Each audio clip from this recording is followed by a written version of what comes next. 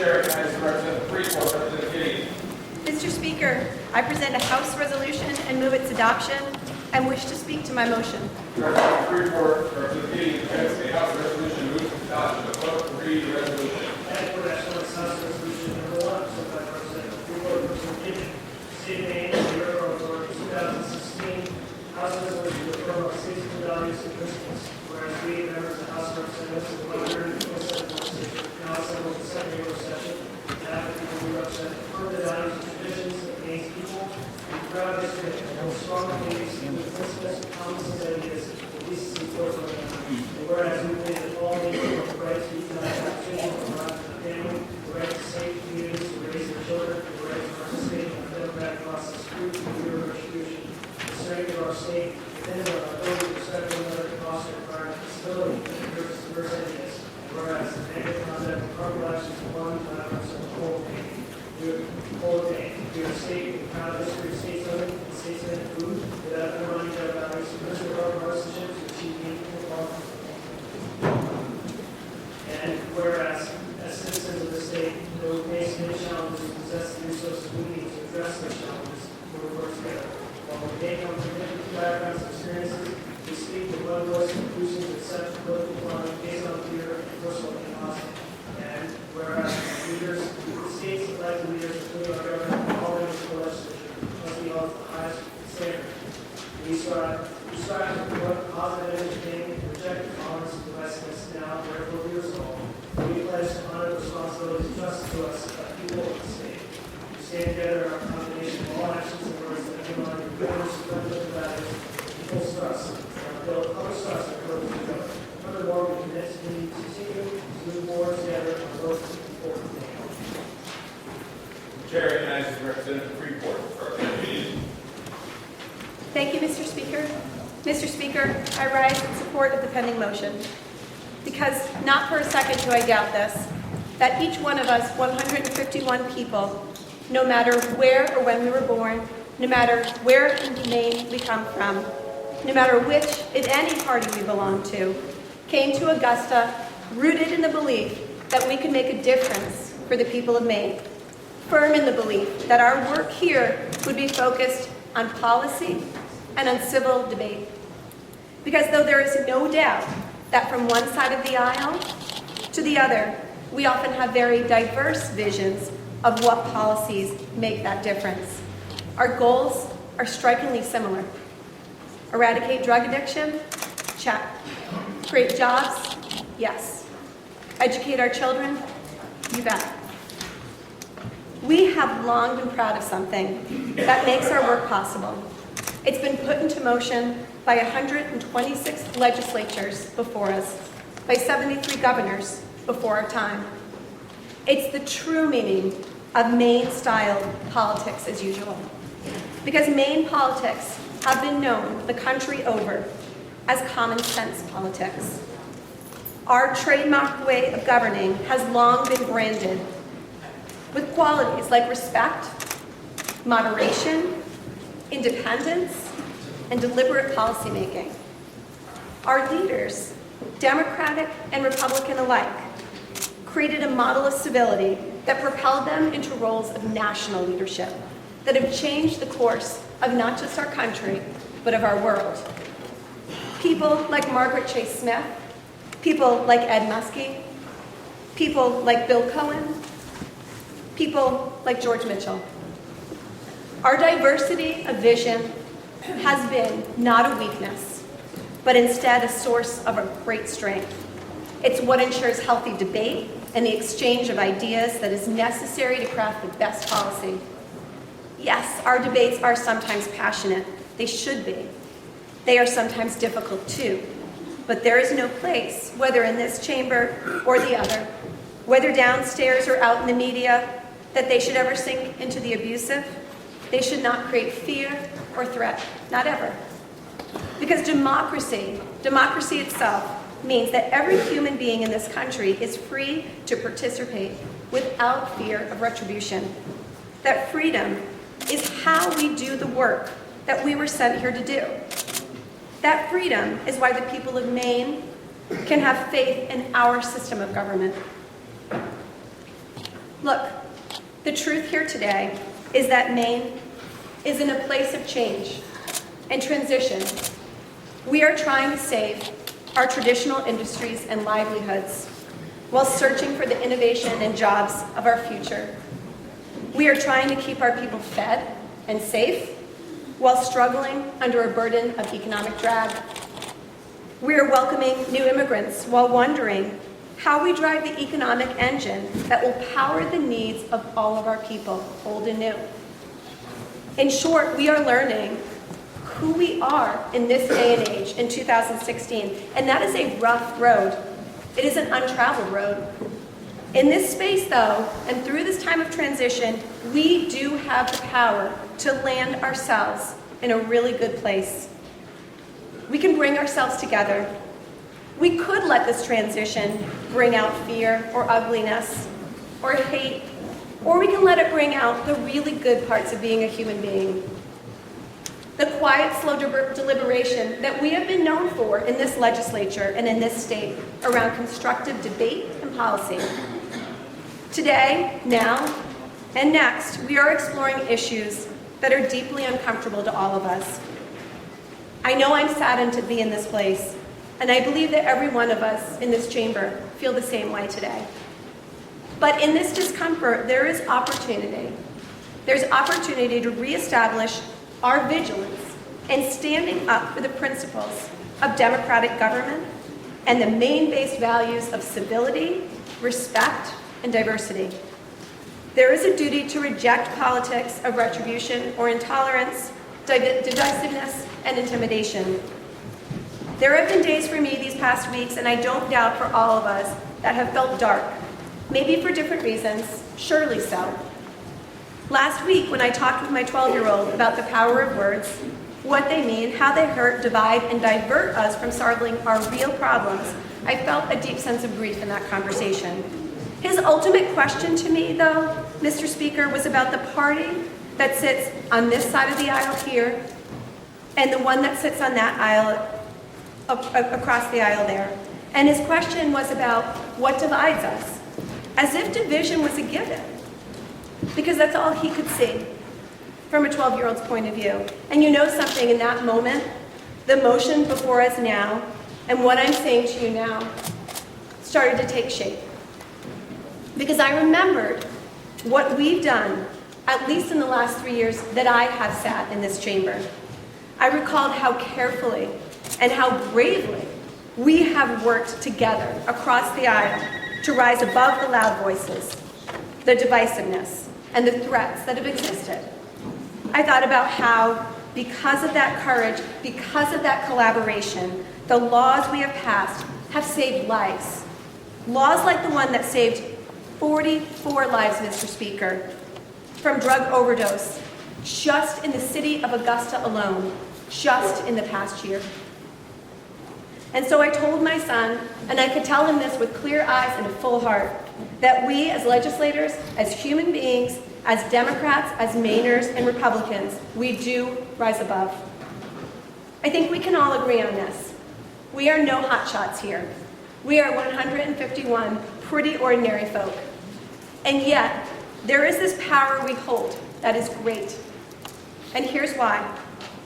When any one of us, as elected officials, as the people that others look up to, step over any line, it's not just that our children are watching.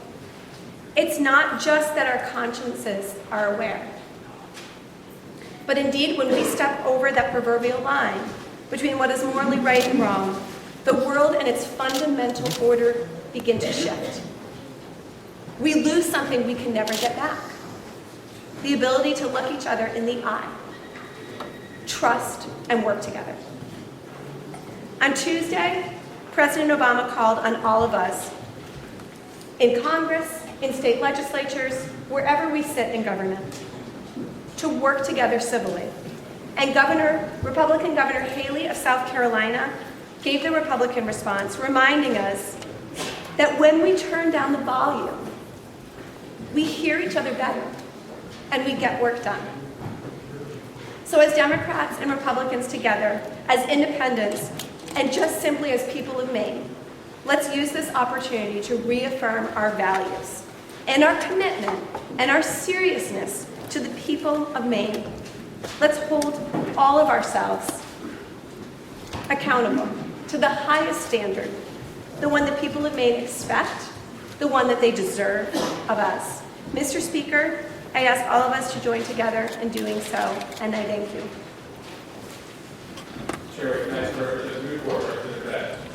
Thank you, Mr. Speaker. I request roll call. Representative Newport, Representative Bennett, request roll call. The chair will roll call. The president, Mr. President, will select roll call. By the unanimous sufficient number of indicated roll call is in order. The House ready for question.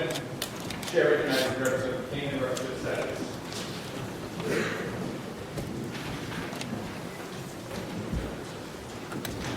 Thank you, Mr. Speaker. Anyone in the House? Resolution is an instrument to express special sentiment or an opinion. An opinion of this body. As it pertains to this resolution, I would like to ask, do we as a body possess the moral authority to affirm what is right or wrong? Or what a person has a right to say without saying? I, for one, live by a code of ethics handed down by a far greater power than this body can interpret.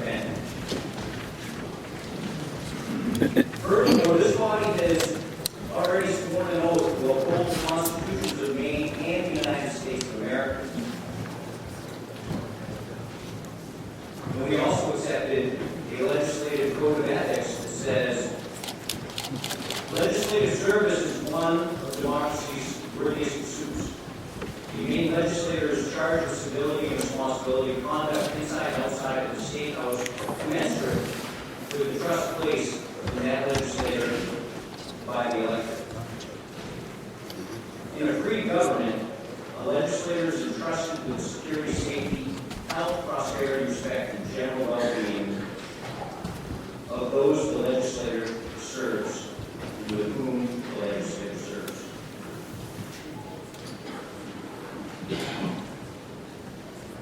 Mr. Speaker, although thinly veiled, I don't think there's a doubt in this House with the cameras that are here. You know, this is a conversation about the chief executive. And I have issue that the Attorney General has already found no cause to proceed with any action against the chief executives. Mr. Speaker, Today needs to be Further, chair requires Representative Scavini, Representative Kane. Mr. Speaker, a point of order. I believe that we seem to be straying from the order that's before us. The chair would remind all members to stay with the content of the order resolution in front of us. Representative Nancy. Thank you, Mr. Speaker. Our focus today should be doing the people's work. The taxpayers who sent us here to represent them and not waste their time for their limited resources. Thank you, Mr. Speaker. The House ready for the question? The roll call is in order. All those in favor of the motion vote yes. All those opposed will vote no. House ready for the question? Chair will vote. Senator Carnes, Secretary of the Chamber.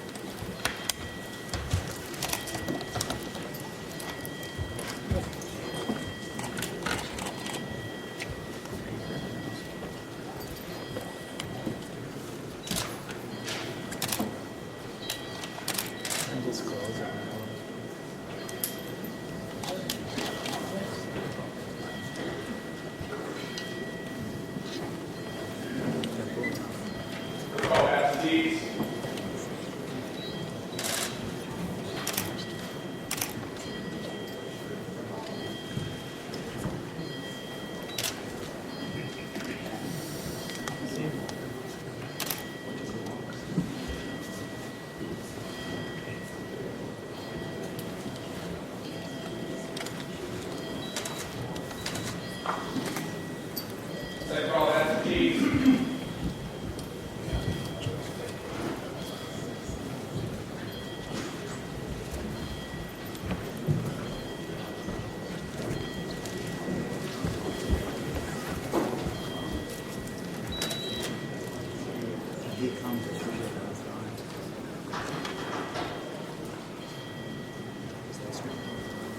No, it's not doing it. It actually worked with some people that weren't voting for it. There's still two members in the seat who have not yet voted.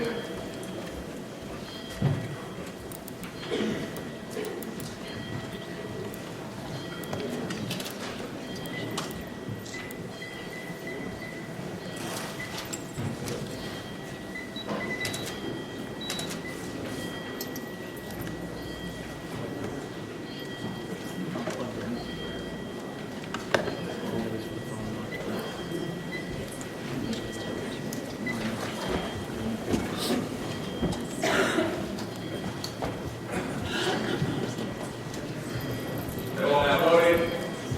Chair will roll call from the total chair will not vote being one and voting affirmative, 65 negative. The motion prevails. The House resolution is adopted.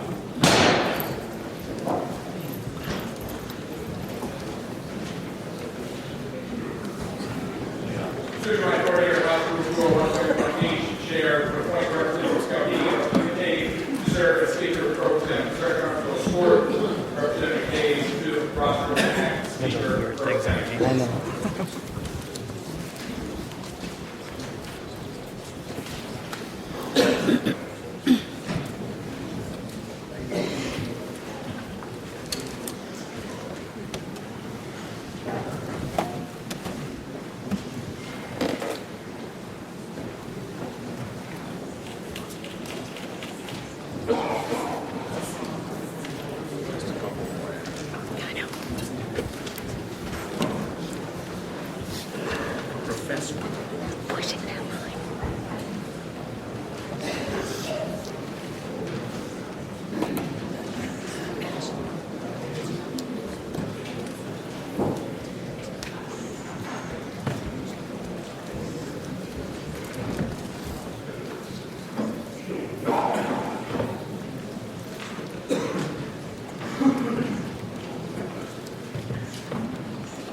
Also be in order. Chair is pleased to announce the presence behind the glass of a former member of this body, the Honorable Brian Jones of Freedom. Would former Representative Jones please step forward and accept the meetings of the House?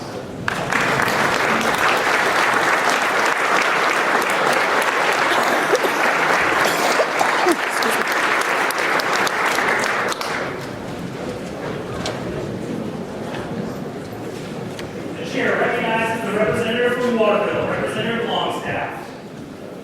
Thank you, Mr. Speaker. I present the House order and move its passage. The representative from Waterville, Representative Longstaff, presents a House order and moves its passage. The clerk will read the order.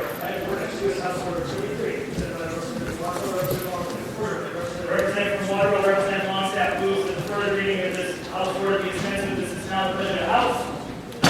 It's a vote. Is it now the pleasure of the House that this House order will see passage? It's a vote. Off the record, the chair realizes that we are entering into an area that is historic. It's very passionate for folks on both sides of the issue, and we will get through this together in a timely fashion. That being said, if things get to a level of that needs to be reined in or discussed, I will ask that members of leadership will control the House. And if to get through this, we need to recess and have caucuses, we will do that.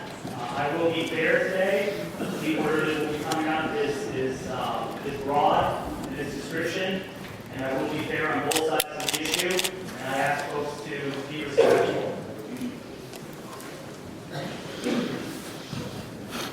The chair recognizes the representative from Portland, Representative Chickman.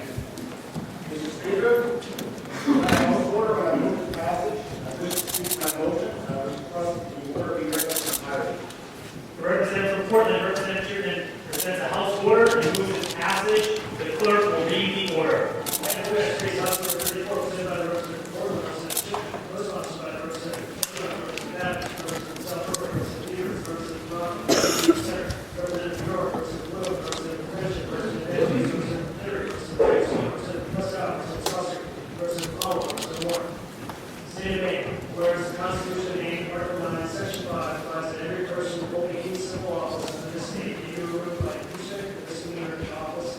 Whereas the Constitution of Maine, Article 4, Part 1, Section 8, vests in the House of Representatives the sole power of impeachment.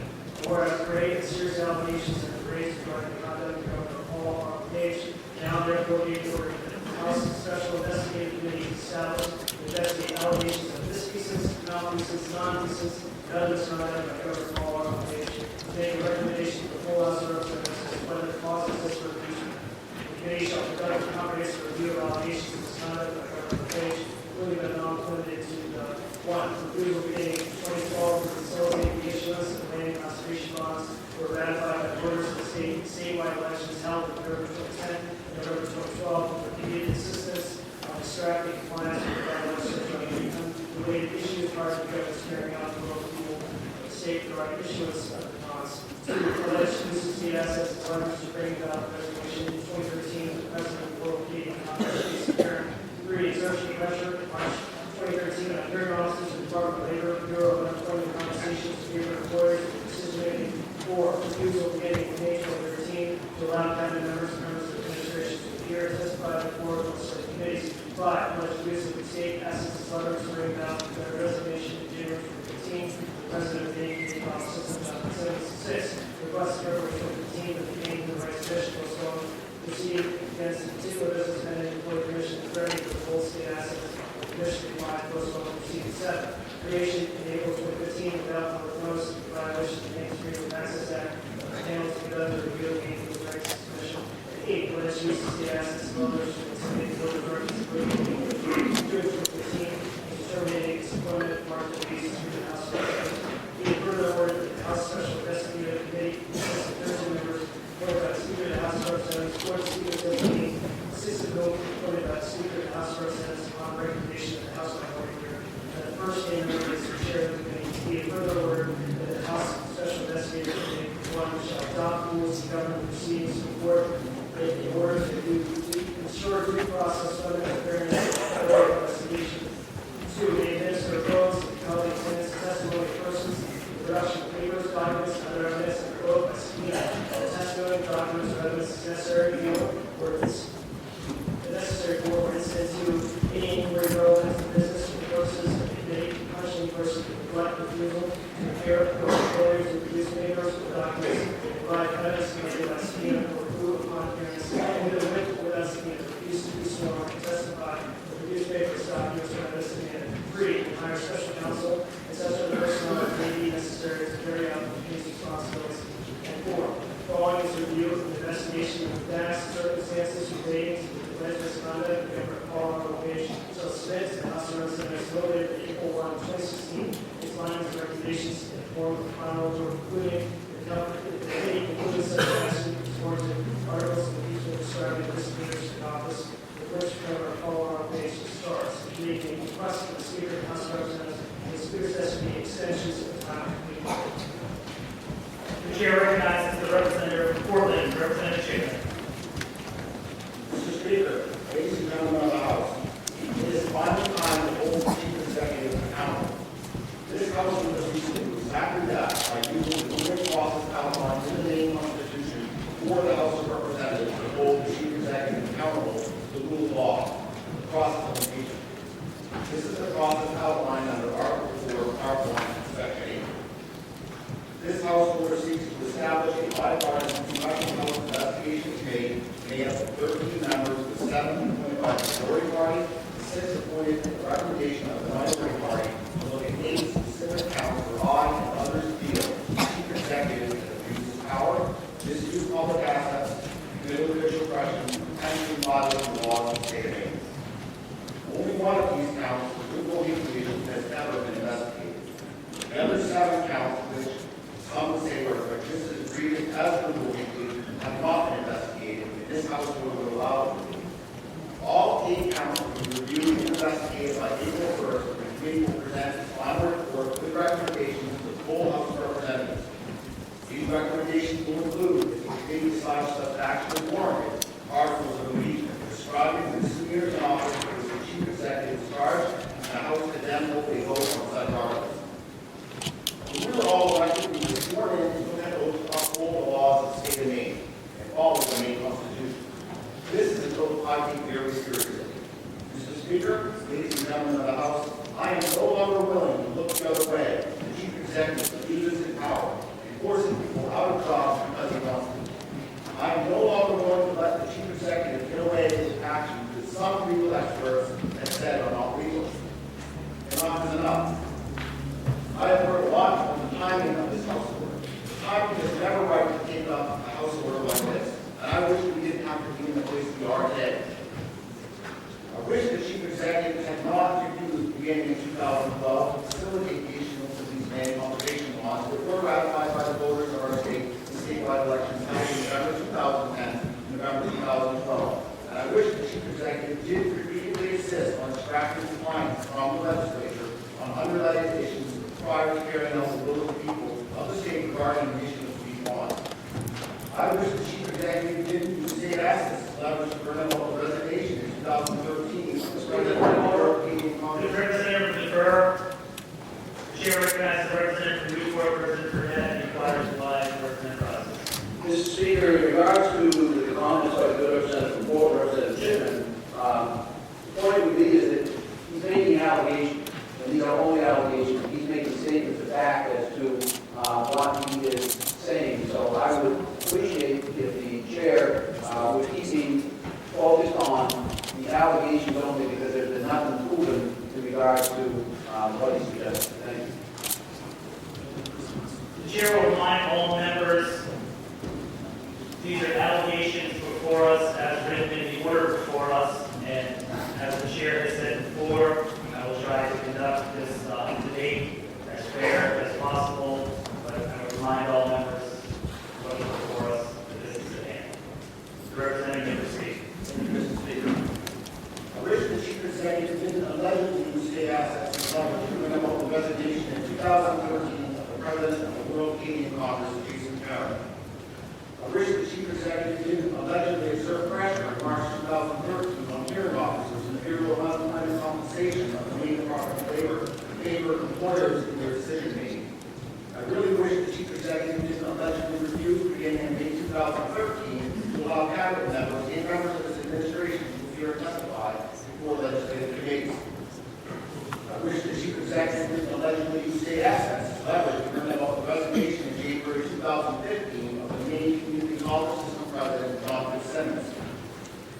I wish the chief executive had not allegedly requested in February 2015 the Maine Human Rights Commission postponing proceeding against a particular business pending before the commission and threatening to withhold state assets when the commission declined to postpone that proceeding. I wish the chief executive didn't allegedly create a panel to conduct a review of the Maine Human Rights Commission in April 2015 without public notice in violation of the Maine Freedom of Access Act. And finally, Mr. Speaker, I wish the chief executive didn't allegedly use state assets as leverage to intimidate the board of directors of Google Inc. in June 2015 in terminating its employment with Marquis, Speaker of the House of Representatives. Mr. Speaker, ladies and gentlemen of the House, I wish that none of these things happened, and that we were not considering this House order here today. But these things did happen, and unfortunately, the chief executive, through his behavior over the last few years, has put us in a position where, in order to fulfill the oath we took, we were sworn into office, we must take this action today. This is not just about goodwill hinting. There are differing opinions of whether laws are broken in that matter. Despite the Attorney General's opinion, our attorney, Walter McKee, strongly believes state law was violated in this situation. However, this is about goodwill hinting and 7 other allegations of misconduct that I think, when you look at all 8 in their totality, paints a very clear picture of the use of power, misuse of public assets, and potential violations of state law that require us to take action and improve this House order before us today. Regardless of how the vote goes today, I will never regret having the courage to stand up to the behavior of the chief executive that is outlined very clearly in this House order. I am proud to be the sponsor of this House order and leading the movement to hold the chief executive accountable. I am proud to be standing here today giving a voice to thousands of Democrats, Republicans, We need to hit them all across the state who said enough is enough with the behavior of the chief executive, and they want something done about it. Today, we are taking a stand, and I know that we are on the right side of history, so that we can, Mr. Speaker, ladies and gentlemen of the House, so that we can take a critical stand and send a very clear message to our constituents in our districts, and people all across the state and our country, that the behavior of the chief executive is wrong, and that he has crossed the line. I request that we can all be on record as to whether or not to take this important stand, and with all due respect, I request a roll call vote. Thank you, Mr. Speaker. Representative from Portland, Representative Chipman has requested a roll call. In order for the chair to order a roll call, must have the express desire of 1/5 of the members present. All those desiring roll call, please signify in the usual manner. A sufficient number of members having requested a roll call is in order. The chair recognizes the representative from Newport, Representative Burdette.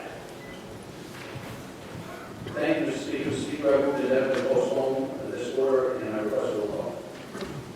The representative from Newport, Representative Burdette, has moved that this item and all accompanying papers be indefinitely postponed and has further requested a roll call. In order for the chair to order a roll call, must have the express desire of 1/5 of the members present. All those desiring roll call, please signify in the usual manner. Sufficient number of members having requested a roll call, the roll call is in order. The chair recognizes the representative from Yarmouth, Representative Cooper. Thank you, Mr. Speaker. Power to impeach in our state and federal constitutions forms a bulwark against tyranny. It's a tool so powerful and potentially destructive that it's been used only sparingly in American history, threatening just two presidents, and a handful of governors, judges, and other civil officials. It has never been used in Maine. So I rise with great reluctance today in opposition to the motion to indefinitely postpone. I come to this conclusion with a unique perspective. For 3 years, I was an assistant counsel to the U.S. House Judiciary Committee in the impeachment proceedings against a federal judge. The care and deliberation with which Congress approaches and earlier impeachment proceedings were painstaking. One of the most important duties of the judiciary staff was to review the historical record of impeachments here and in England at the time the framers debated and crafted the Constitution. One crucial point in the record was unequivocal. The meaning of the key grounds for impeachment, both federal and state constitution, high crimes and misdemeanors, or some close variant of those words, is not what it appears to be. The term misdemeanors does not mean a petty crime in its modern usage. Rather, it refers to offenses against the integrity of the government itself.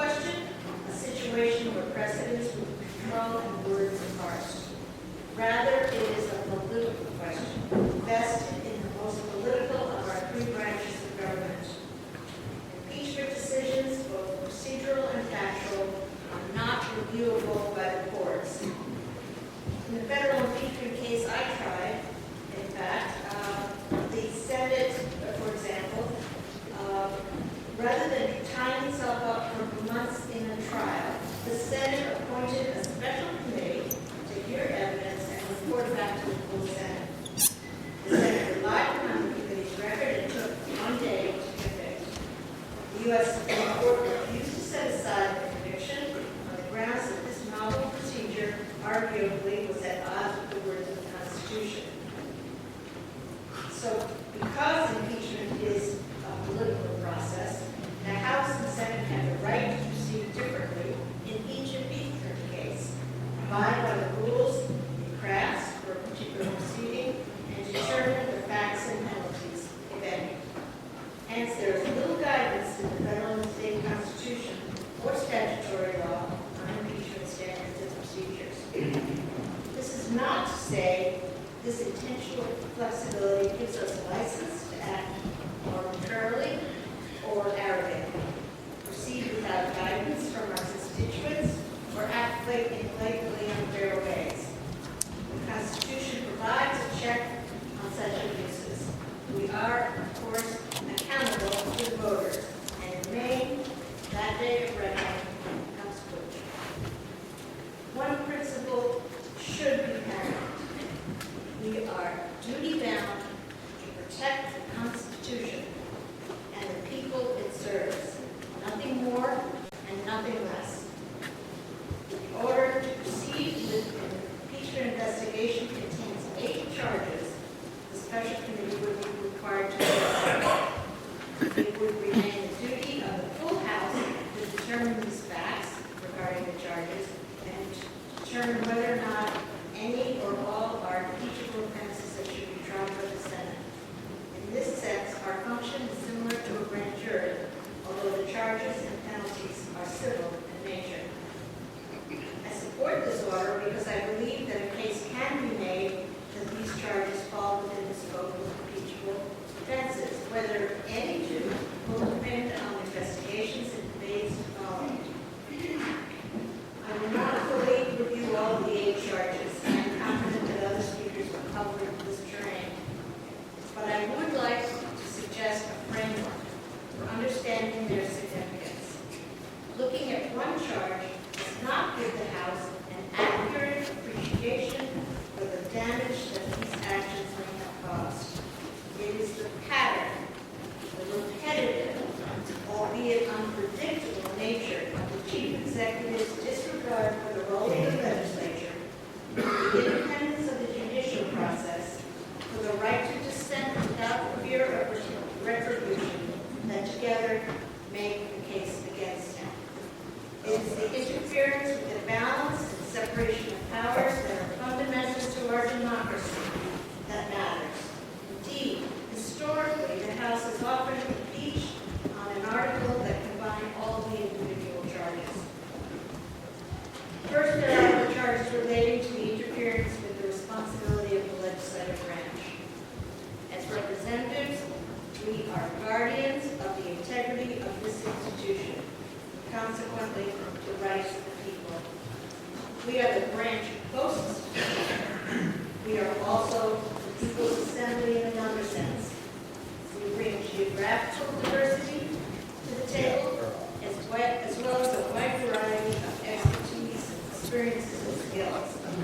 We have bloggers, fishermen, farmers, small business owners, doctors, nurses, lawyers, marine biologists, insurance agents, bankers, architects, technology experts, teachers, service workers, real estate agents, and on and on. Together, we have an enormous pool of knowledge.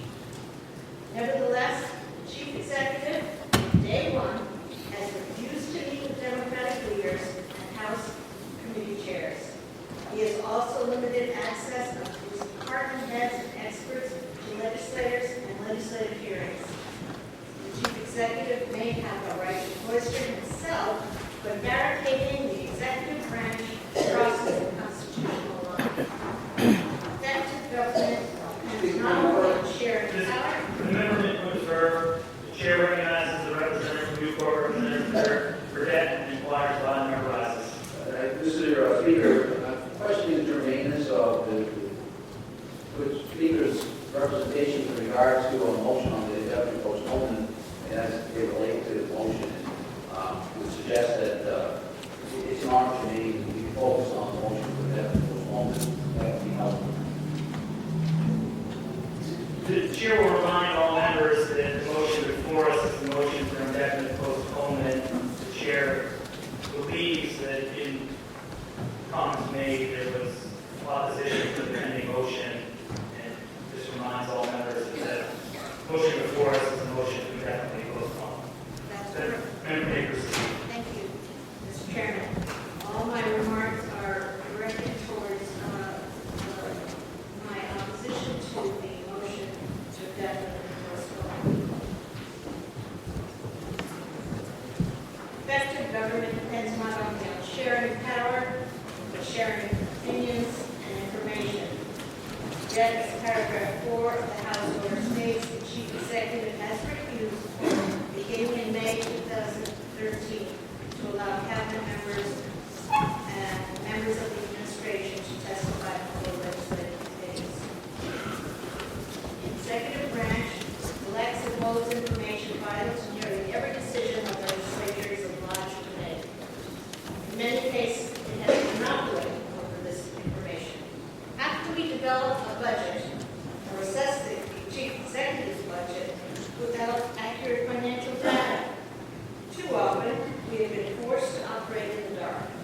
This refusal is a dereliction of the chief executive's responsibility. Point of order.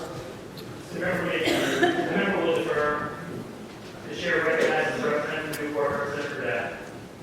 Mr. Speaker, again, I mean, I question your maintenance, and also these are allegations that you see them making that are not even part of this in regards to collecting data, not distributing data. Again, we'd like to stay focused on the matters before us.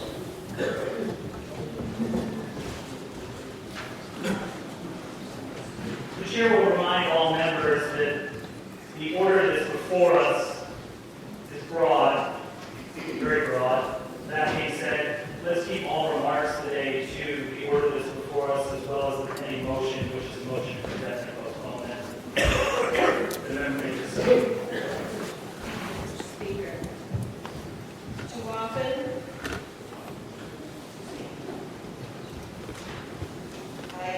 I also oppose the motion to indefinitely postpone because the chief executive allegedly has conducted himself in a way that affronts the independence of judges and independent fact-finders. The chief executive is alleged to have attempted to intimidate employment compensation hearing officers, threaten those officers, tried to intervene in proceedings before the Maine Human Rights Commission in order to seek review of the Commission's operations. In each matter, the chief executive reportedly took action because he wished to affect the outcome of specific cases. As an attorney, The member will defer. The chair will remind members that speculating on the motives of the chief executive or members of this body is without bounds. I apologize. The member may proceed. As an attorney, these charges in particular make my blood boil. There is nothing so unique and valued in the American justice system and envied by citizens of despotic nations than the independence of our judiciary. The actions alleged in paragraphs 3, 6, and 7 are completely at odds with the actuality and the appearance of fair decisions. In my view, these charges, if true, are the most egregious of all. Third, and finally, there are the charges contained in the order, including those relating to Goodwill Hinckley and the Rural Canadian Congress, paragraphs 8 and 2, that allege that the chief executive used his power over funding to punish individuals working for private organizations. The reported reasons are reported reasons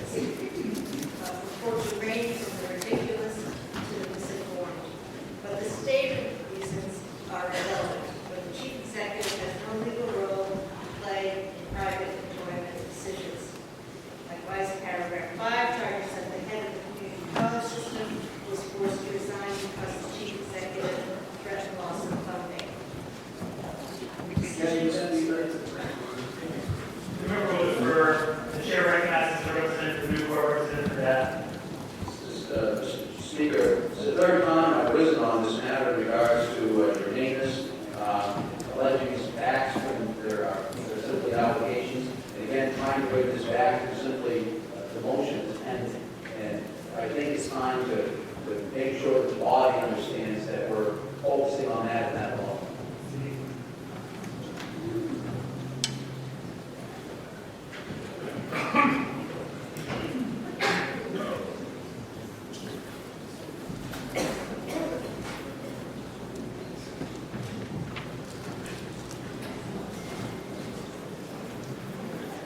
The chair will remind all members in regards to section 124 in Mason's legislative manual, it is not the person but the measure that is subject to debate. It is not allowable to range the motives of a member by nature consequences of a measure may be condemned in strong terms. The chair also reminds the member that these allegations are alleged. They are not facts. And if the member continues down the path, then the member will be prevented from continuing. The member may proceed. Thank you, Mr. Speaker. I bring up these issues solely because the merits of the original order relate to the propriety or the right wisdom of the pending motion.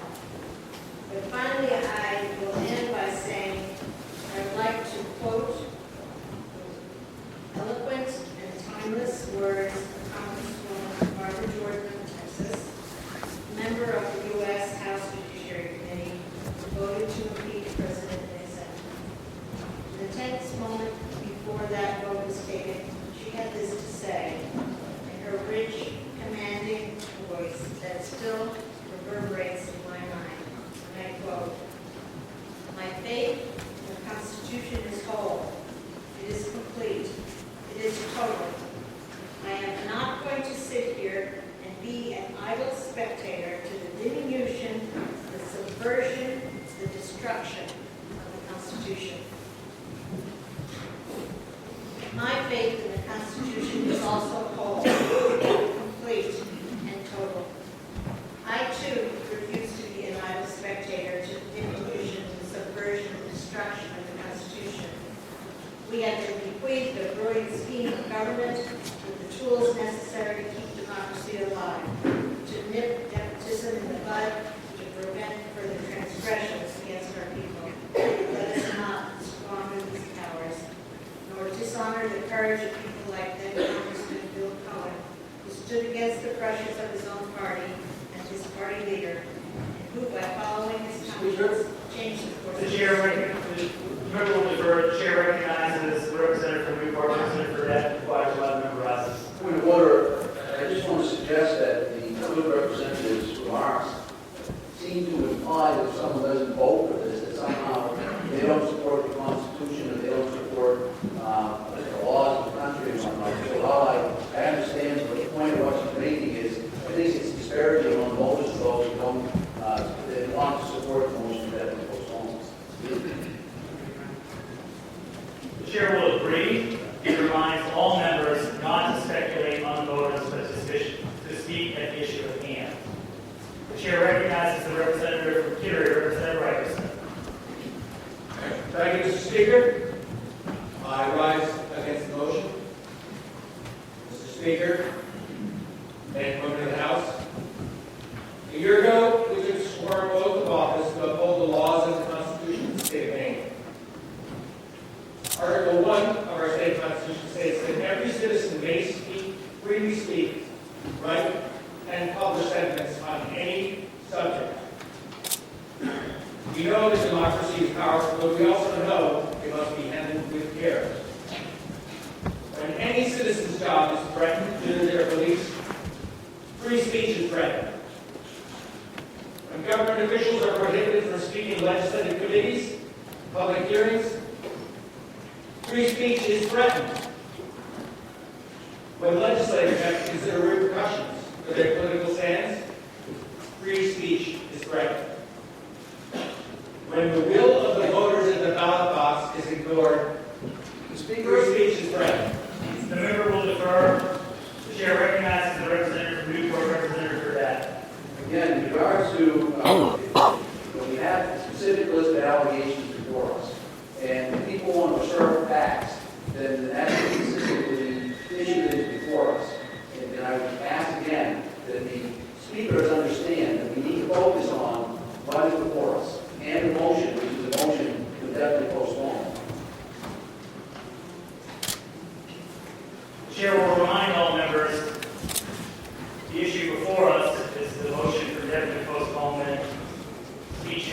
regards to objections to that motion are germane at this time. And the Speaker may proceed. The member may proceed. Thank you, Mr. Speaker. Indefinite postponement would essentially make this order not possible to go forward. And when one branch of the government threatens the basic principles of our Constitution, it's our duty to investigate its threat. This is not politics, this is principle. And my duty, according to the oath of office, is to support the order and vote against postponement. Thank you. The chair recognizes the representative from Auburn, Representative Sawicki. Thank you, Mr. Speaker. Members of the House, I rise to support the motion to postpone. The action to impeach the Chief Executive of the State of Maine has been brought to the House today by several Democratic representatives. Let's agree that this is a partisan Democrat action. I receive Mr. Speaker, point of order. The member will. The chair recognizes the representative from Freeport, Representative Gideon. Thank you, Mr. Speaker. Mr. Speaker, as has been pointed out previously during other remarks, I would ask that you remind the body that we may not question the motives of members of the body. The chair will remind all members we are currently debating the motion for indefinite postponement on the order before us, and it is out of bounds to question the motives of any member of this body, as well as among the Chief Executive. The member may proceed. Thank you, Mr. Speaker. I apologize for using the word. I just want to point out that this action has been brought to this House by Democratic representatives. And The chair will remind the member that this is an order brought by members of this body of multiple affiliations, not a singular partisan issue. thank you. The member may proceed. Great. Central to this impeachment action, from my point of view, has been regarding the employment deal between Goodwill Inslee and a member of this body. I'd just like to say, I do not begrudge anyone in this chamber for pursuing gainful employment.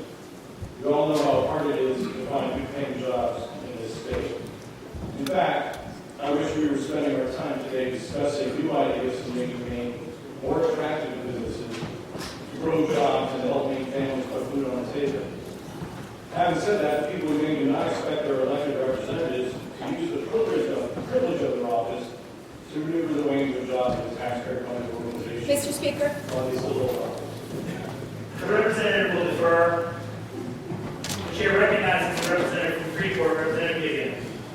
Mr. Speaker, I would ask the Speaker to remind the body to not impugn members of this body.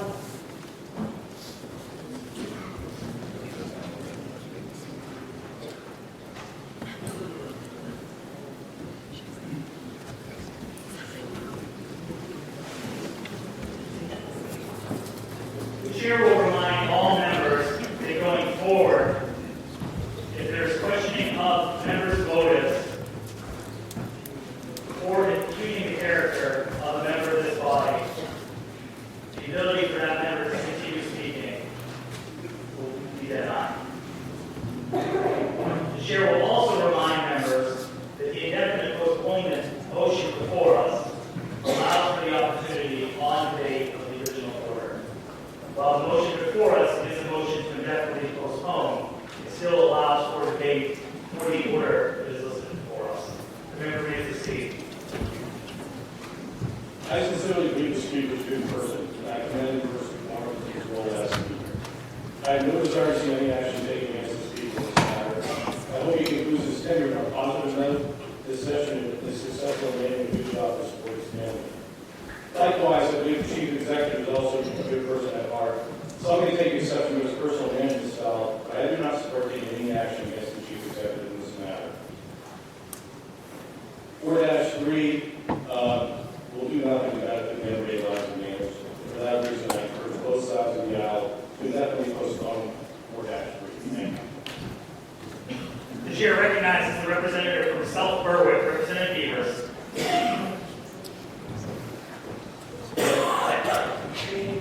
Chair. Mr. Speaker, ladies and gentlemen of the House, I do oppose the motion on Article 4 for 3 reasons. This will be very brief. Before I start, I do want to say I called Representative Escalon last night, and we had a nice conversation. The Representative LePage is out of bounds to refer to another member by name during House meeting. If you would like to refer to the member as the representative of whoever.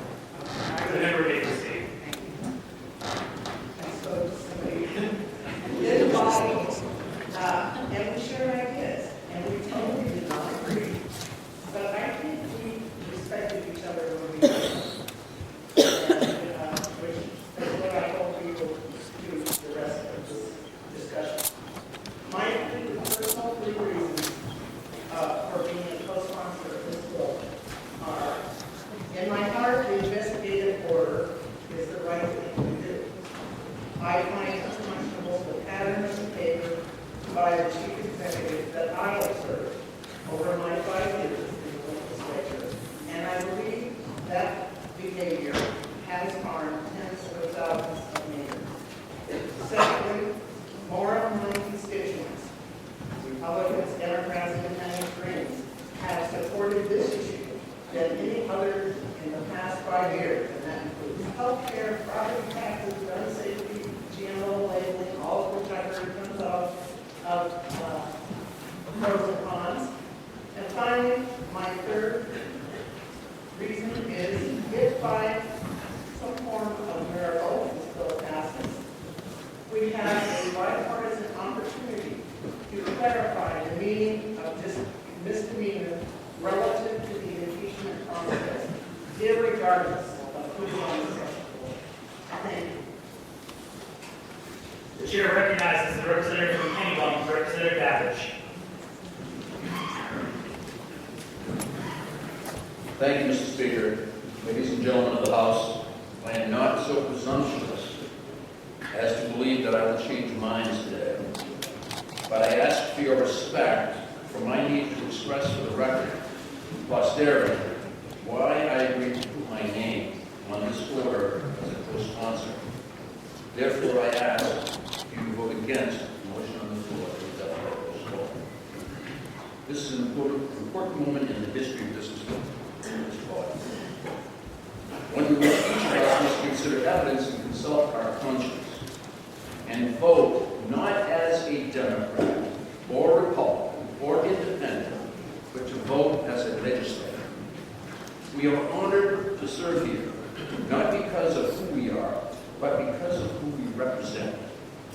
The Maine people back home rightfully expect that a person who they elect to represent them in this, the people's house, will be respected during his or her service, and that this hallowed institution of the people's representatives be permitted to function to its full constitutional and statutory capability, and to do so without that representation being handicapped by excessive use of executive power. We will not vote to impeach the governor of Maine today, but that is not the question before us. Yet I still feel the pressure of putting my name on this legislative order, an order with a somber purpose to propose an investigative committee to determine at its conclusion whether the evidence warrants that the chief executive of our state be impeached. I realize this puts members of my own party, and especially my Republican colleagues, in a difficult position. I have not lobbied my colleagues, Democratic or Republican, because this is a solemn and difficult choice of reason and conscience. This proposal will stand against abuse of power if there is found to be any. It should be bipartisan, and I hope it will be, because we all care about this institution, and nearly all of us have been witness to examples of that abuse. No one should vote today based on their party affiliation. This is not partisan. There is no political gain to be achieved in this process. even if weeks from now we vote to impeach and the Senate eventually votes to convict, we will still have a chief executive who is Republican. I support this order in good conscience because I know I am condemning behavior and seek accountability, whatever the party of the executive, and would do so if the same actions and the same alleged wrongdoings were directed by a Democratic executive. Today, we vote as legislators, as public servants entrusted with the power to use our judgment to protect Maine government as we see that responsibility, voting yes or no, and I ask that we all respect each other as we embrace this difficult task. What is impeachable action? A crime can be impeachable, but criminality is about wrongdoing, which punishment would include taking away someone's freedom by putting them in jail. Criminal action is totally separate from the action of impeachment. In the United States Constitution, a person may be impeached for treason, bribery, or high crimes and misdemeanors, meaning very big wrongdoings, meaning a couple specifically, but including other crimes and misdemeanors that are high or very serious. Maine has no recall provision for lesser wrongdoings, and our threshold for impeachment is lower, requiring only a misdemeanor, which throughout our early history was defined as a transgression that is counter to the interests of society and worthy of condemnation. I believe the biggest problem facing this legislature is encroachment of executive power, challenging this legislature's ability to function, and a pattern of executive behavior that represents an abuse of power. Today's questions are, should the legislature adopt a procedure by which serious allegations against the chief executive shall be examined? Rather than going straight to an impeachment vote, should the executive be given an opportunity to answer these allegations? Whether he responds in person, by surrogate, in writing, or not at all, certainly justice requires that this opportunity be guaranteed before any recommendation of impeachment can come before this body.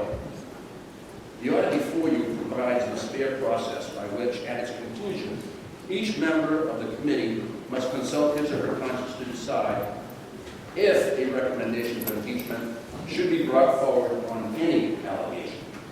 Then at that time, each of us would have to vote on the impeachment question.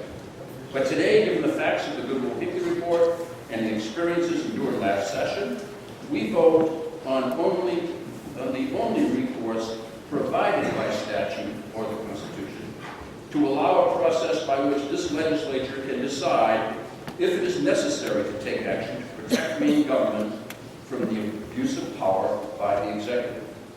I ask you to vote against this motion for indefinite postponement. I will address only the points of which I have knowledge in some detail.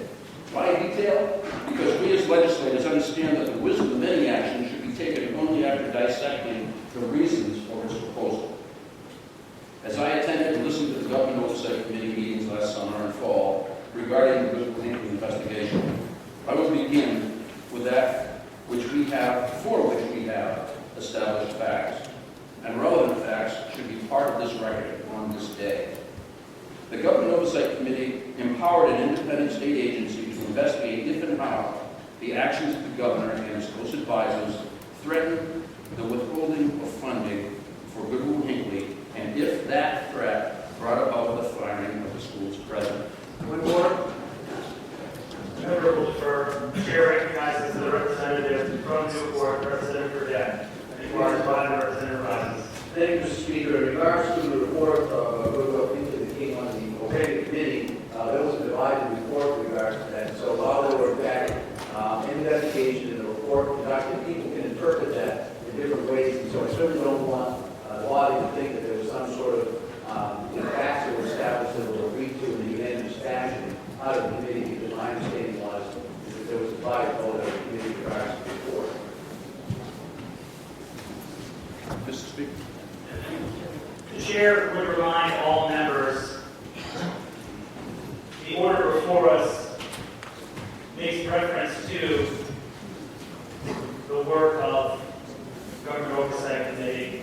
The Government Oversight Committee, while there's components of it that were not supported by all members, the chair will remind the members that that report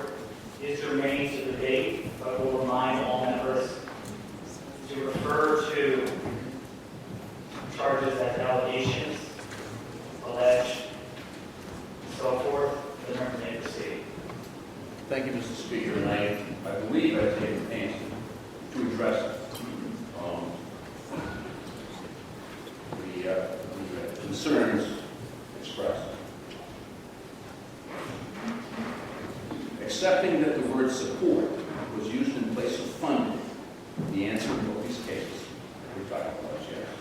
It is yes because witnesses under oath confirmed the events as follows. It is yes because the chief executive's senior policy advisor summoned the school's lobbyist who was hired by Hinkley specifically to protect the state budget's yearly $550,000 allocation earmarked for the school with the support of the governor. After having the lobbyist confirm that Speaker Eads had been hired, the lobbyist was informed that the governor was withdrawing support.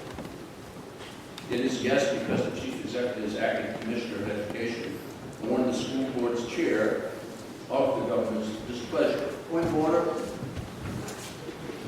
The member will defer. The chair recognizes the representative from Newport, representative for that inquires by the member rise.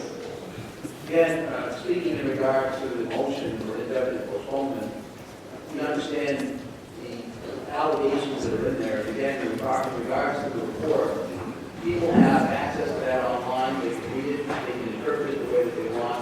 To assure that there's some sort of fact finding that's been asserted as a fact is not correct. And again, try to keep us focused on the germaneness of the motion and the issues that we're talking about so that we can proceed in a way that's we can include this.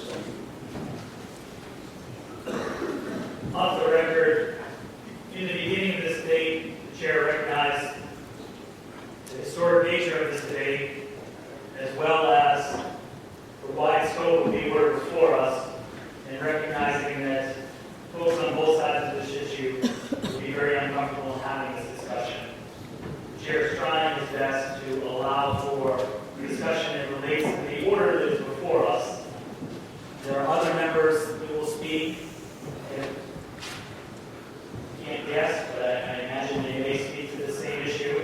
The chair will continue to allow folks to speak to the order that is before us, but encourages all members to keep comments to the order that is before us and stay remain to the topic. Remember, you proceed. Thank you, Mr. Speaker. If I may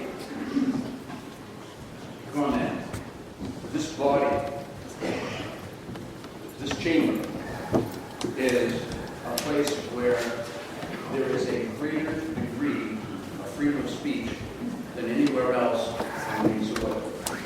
And that's because people representing the people of the state of Maine need to have latitude to express themselves without legal recourse.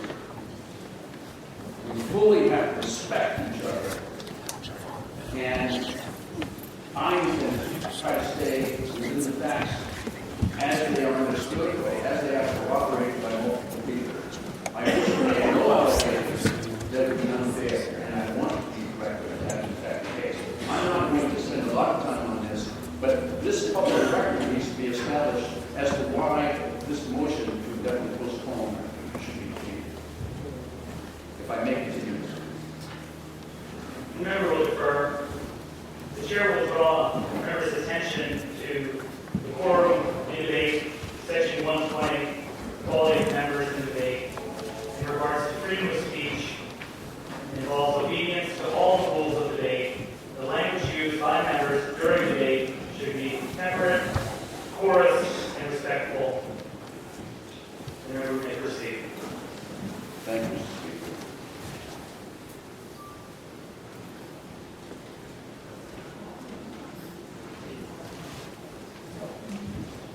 I was sharing that the acting commissioner of education warned the school board's chair of the governor's displeasure and communicated that he would be happy again if the board dismissed his new president. That was confirmed by multiple testimony. Confirmed that the governor had directed that no money was to go to The member will defer. Yes. The chair will remind all members to refer to the governor as the chief executive during the day and to not question the motives of the chief executive. The member may proceed.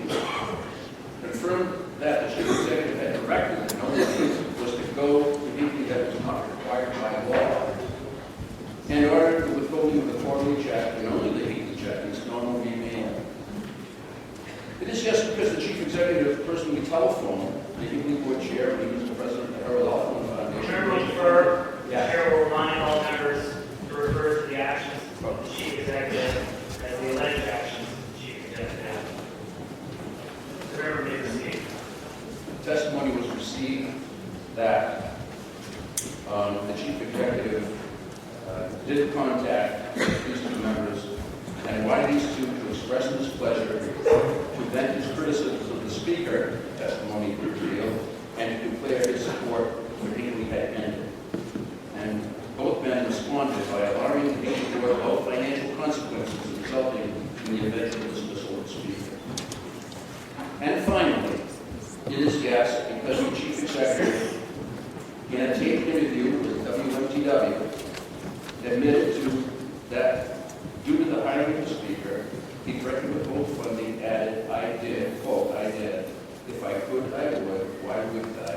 Unquote. Intended as a rhetorical question, the chief executive deserves an answer from this legislature. The Government Oversight Committee, having agreed only to investigate the facts, voted to accept the report detailing these facts by a 7-5 vote. The minority report, as declared in my presence, objected to the conclusion in the report after LePage's investigation, asserting that the 2-month national search involved a candidate selection process that the report had stated was thorough, thoughtful, and fair for the 19 candidates. That was objected to. The rest of the report, entitled Financial Risks Associated with Potential Loss of Funding, state funding, led the GWH board to change course when its decision for a new president stood on its merit. The chief executive deserves an answer as to why he should have intervened, promised punitive action against Google Higley, and manipulated the firing of a respected official. Manipulate, in this case, meaning change by art. The member will defer. Yes. The chair will remind all members what we're discussing is alleged, perceived. There are some items that we're debating today that are not black and white. And I just remind all members, we're allowing for debate in an area. At the same time, the member will defer. At the same time, the chair expects all members to refer to these actions as alleged actions or perceived actions. The member may proceed.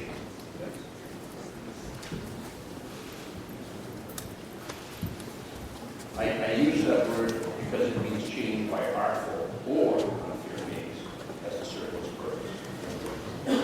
Do the actions of the chief executive regarding Goodwill Higley warrant impeachment? Only the special committee in this order can recommend such action. But one thing is for sure, this is not just about discretionary funds.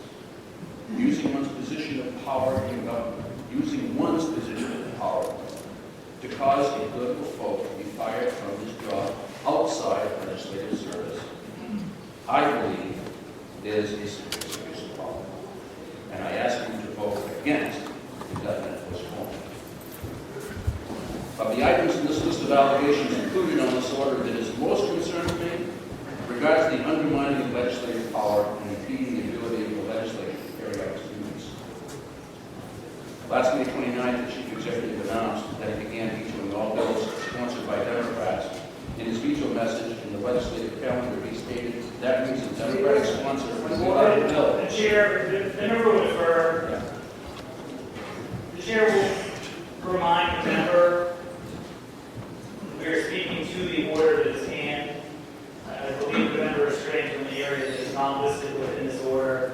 The chair, while allowing for burn in this debate, the chair will remind members that if folks can't stick to the order, their ability to address the House.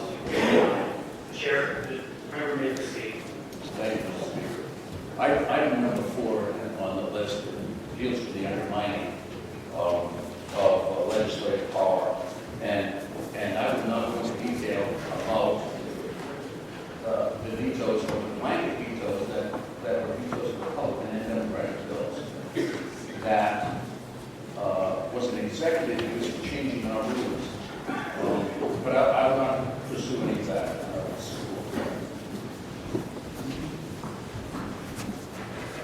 However, the executive assault on the power of the legislature has continued in other ways.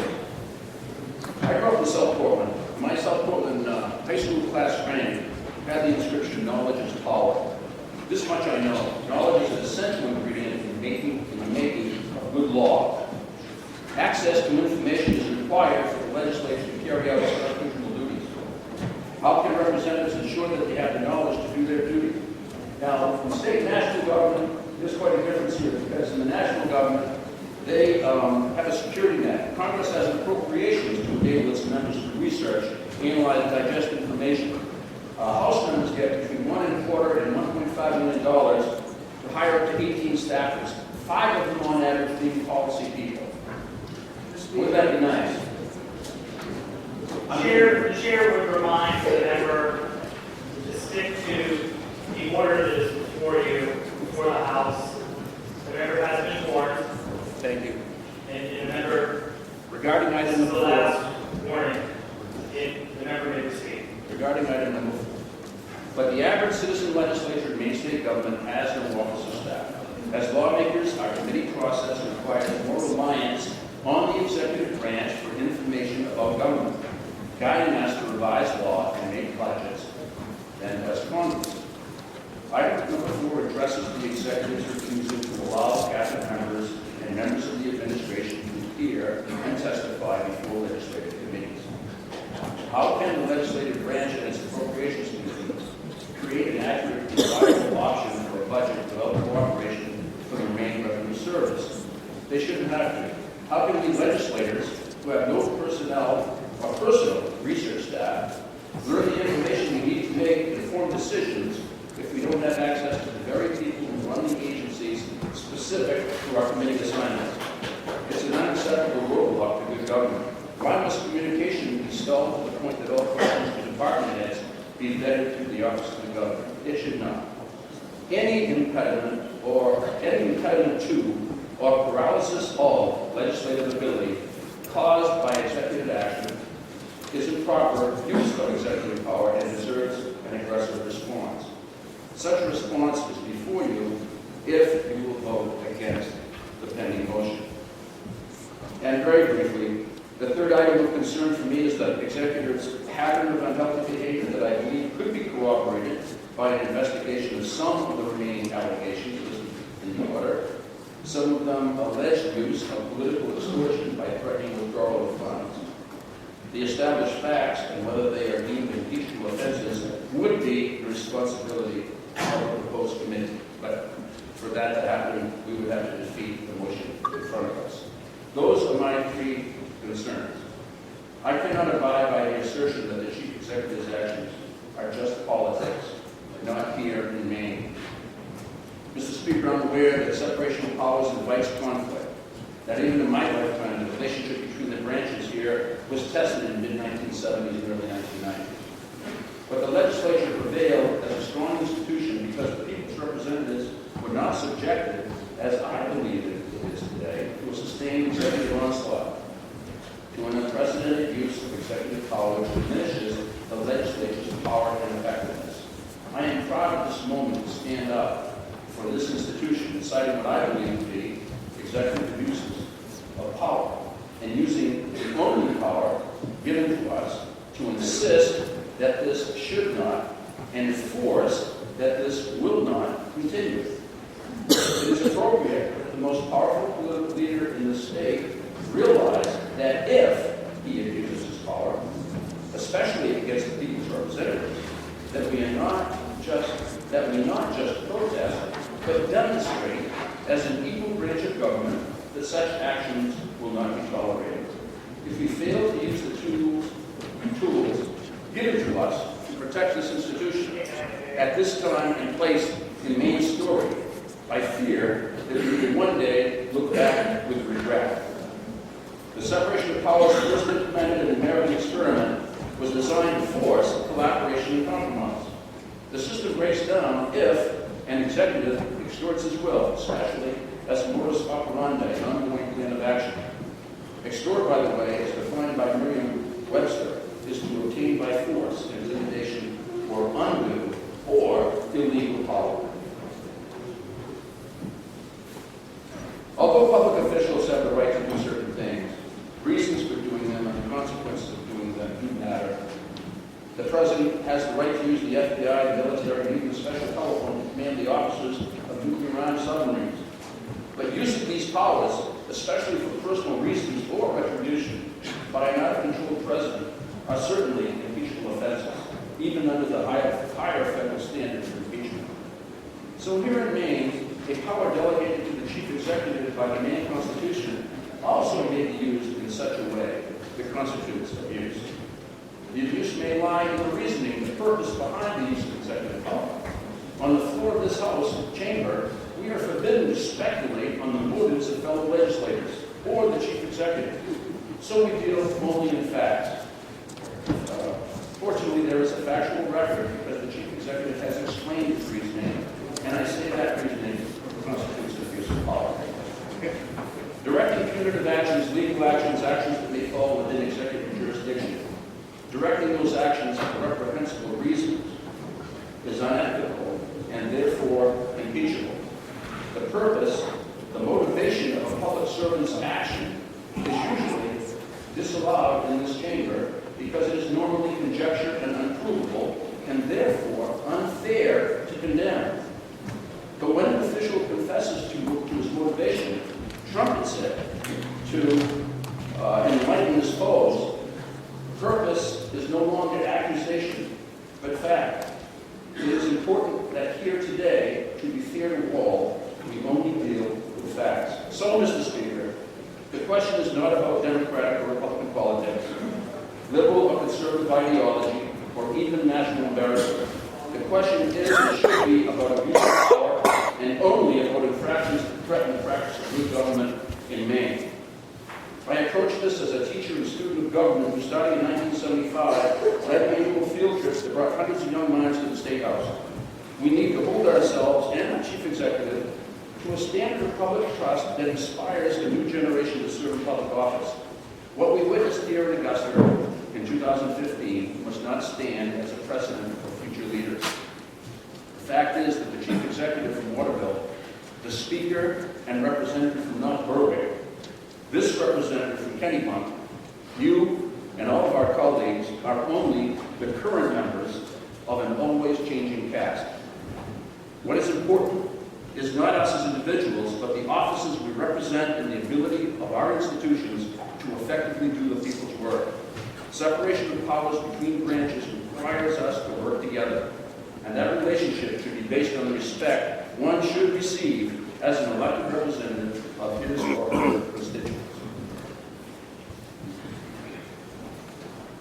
But more serious than words are actions that allegedly constitute an abuse of power.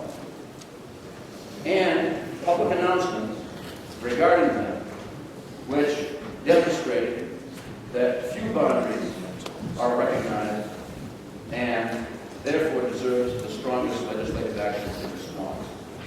Regardless of outcome, I believe it's important for facts to be part of the public record, to form a special committee to pursue facts, allow the governor to respond, allow the Chief Executive to respond in his defense, and determine if any impeachment articles are to be recommended to the House. I ask that you vote against the pending motion to indefinitely postpone.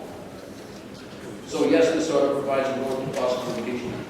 Some supporters of the motion have asked, do we have the right to challenge the Chief Executive who won nearly 295,000 votes last election? I believe that this governor has abused his power and violated public trust, most egregiously since the last election, and continues to justify his actions. And for the record, although he trumpets his support, he has never received a majority of votes. He received 55,000 fewer votes than people sitting in this chamber. Remember, we'll defer. Remember, it's been warned in regards to previous elections. Those comments are irrelevant to the debate that's before us. The chair would ask the member if the member is getting to a point. I am. Remember, we'll defer. The chair recognizes the representative from Newport, representative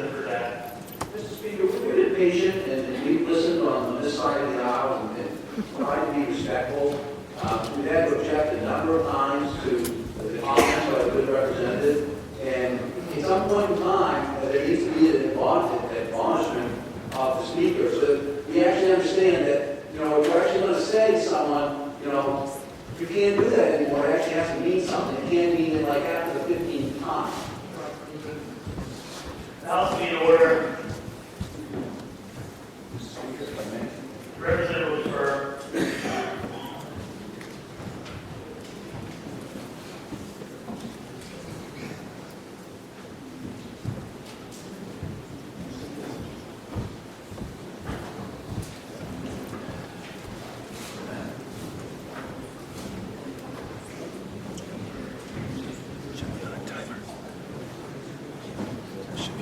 The member has been warned several times.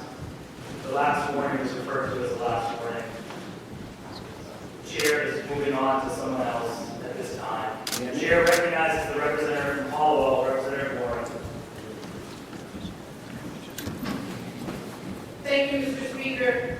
Mr. Speaker, women and men of the House, I stand today against the motion to indefinitely postpone the House order to create an investigative committee to study the question of impeachment. The Chief Executive, through his actions, has brought us to this point today. We'd all rather be talking about education and economic development and health care. But all of us in this House today accepted a duty when we were elected by Maine people. We took an oath and therefore have an obligation to uphold the Maine Constitution.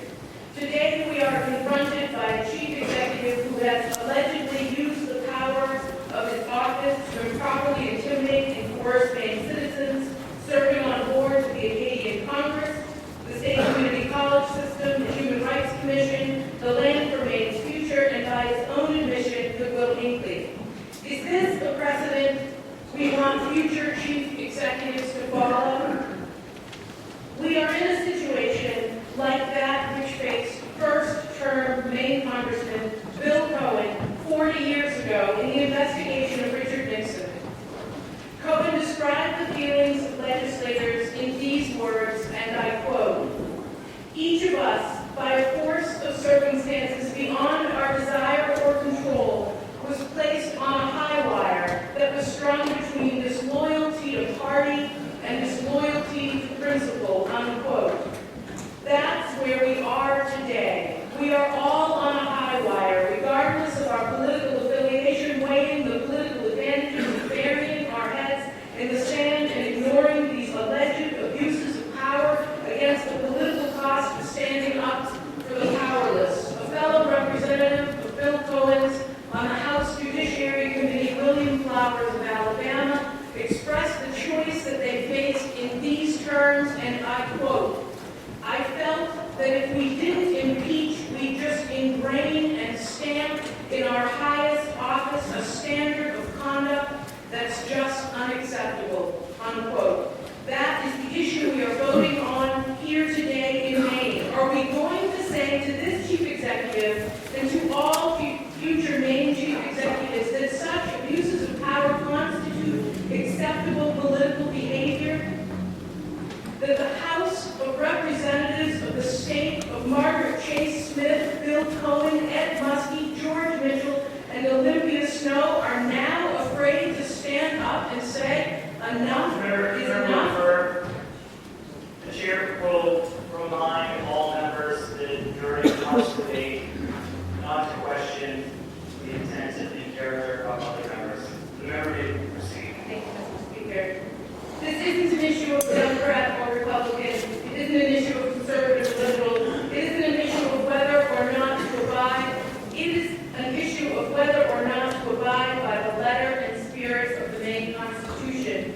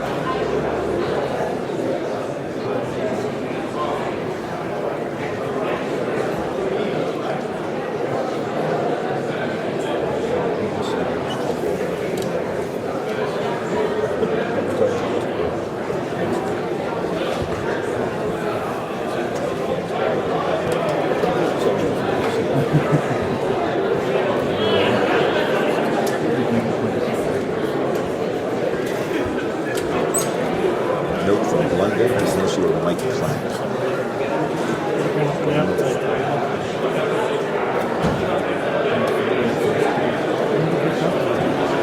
I think if he's with Vivian, there's a petition's being delivered today that Chris Rose was going to come cover, and he got sent to a murder or killing.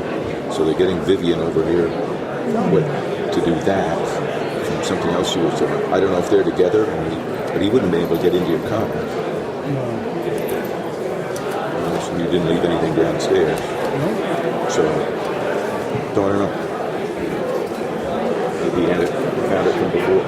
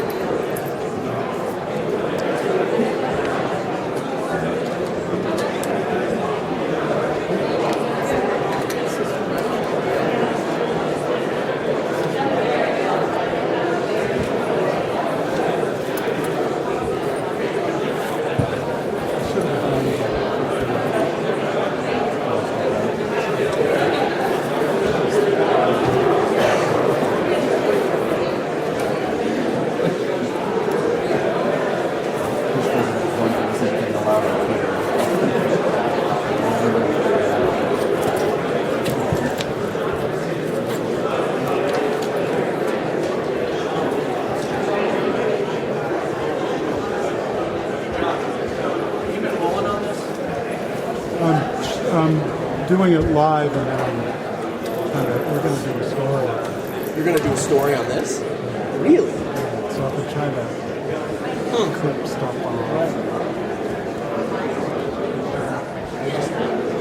It's really boring.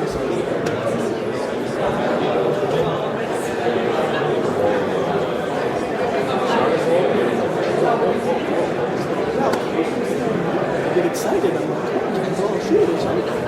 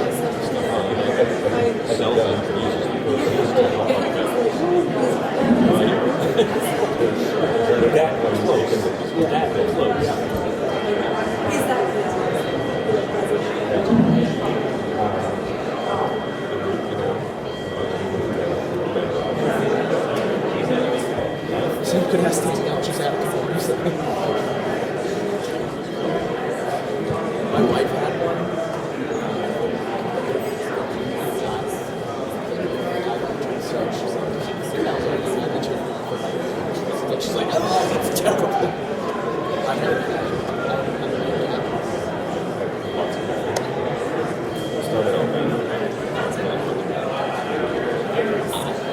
It's my position.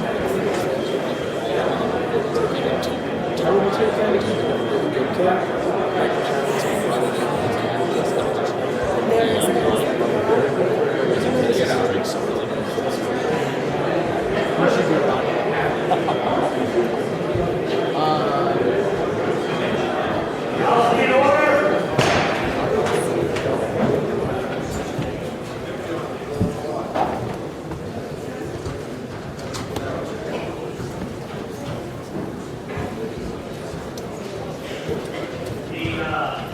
The chair will remind all members that we are in uncharted waters. It's very difficult to folks on all sides of this issue. And I appreciate leadership on both sides coming to the talk. It's our intention that we'll get through this today, and we'll get through this with approximately 8 people in the queue still to speak. That being said, there are several things that the chair will remind folks as we continue, and these comments aren't directed at anyone specific, but of the broader debate. In regards to the decorum of debate, section 121, number 3, remember the words, persistence, irrelevance, words of persistence, interpretation, after attention of the House has been called to the matter, may be directed to discontinue the speech by the presiding officer. The chair also reminds folks that while we all have personal feelings on the issue at hand, while expressing one's feelings is one matter, expressing feelings or wondering the feelings of other members of the body, or speculating on the feelings of other members, falls into an area that's considered speculation of the person's motives and will be ruled out of order. So as I said before, we'll get through this today. If we need to take a pause, we'll do that as we just did. But it's my intention that we get through this today, and that we do the work this afternoon in our committees that needs to be done. From time to time, the speaker, chair will stop the debate and remind folks of the quorum. And I remind folks that it is the speaker's determination to the germaneness of the order that's before us.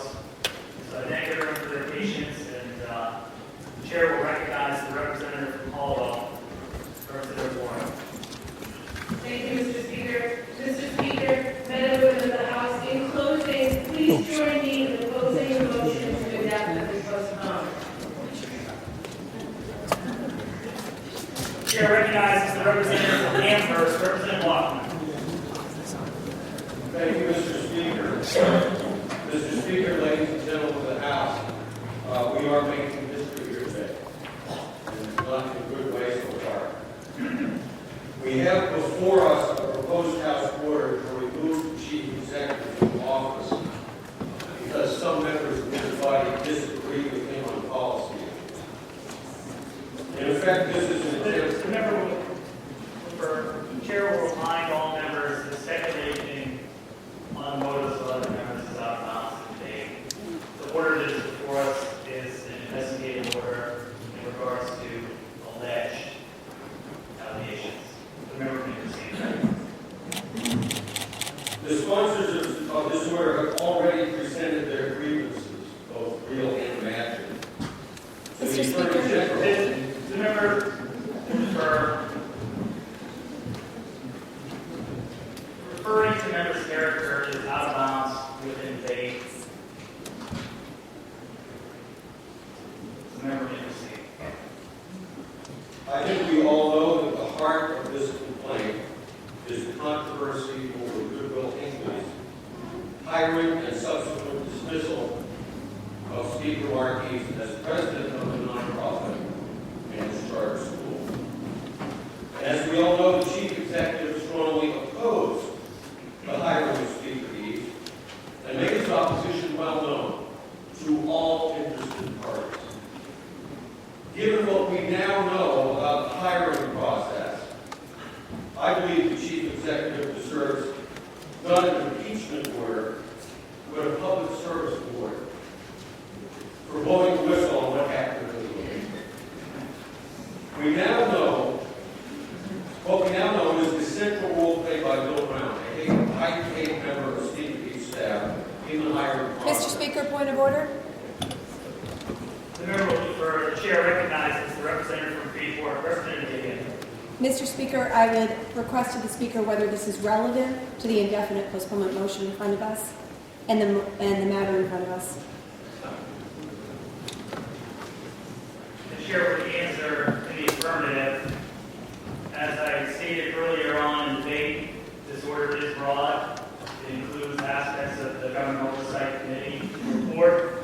The member may proceed. Thank you, Mr. Speaker.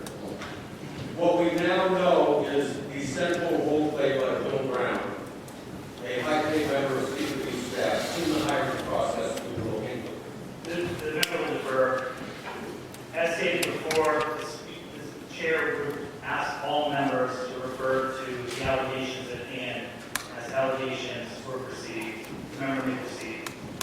Thank you, Mr. Speaker.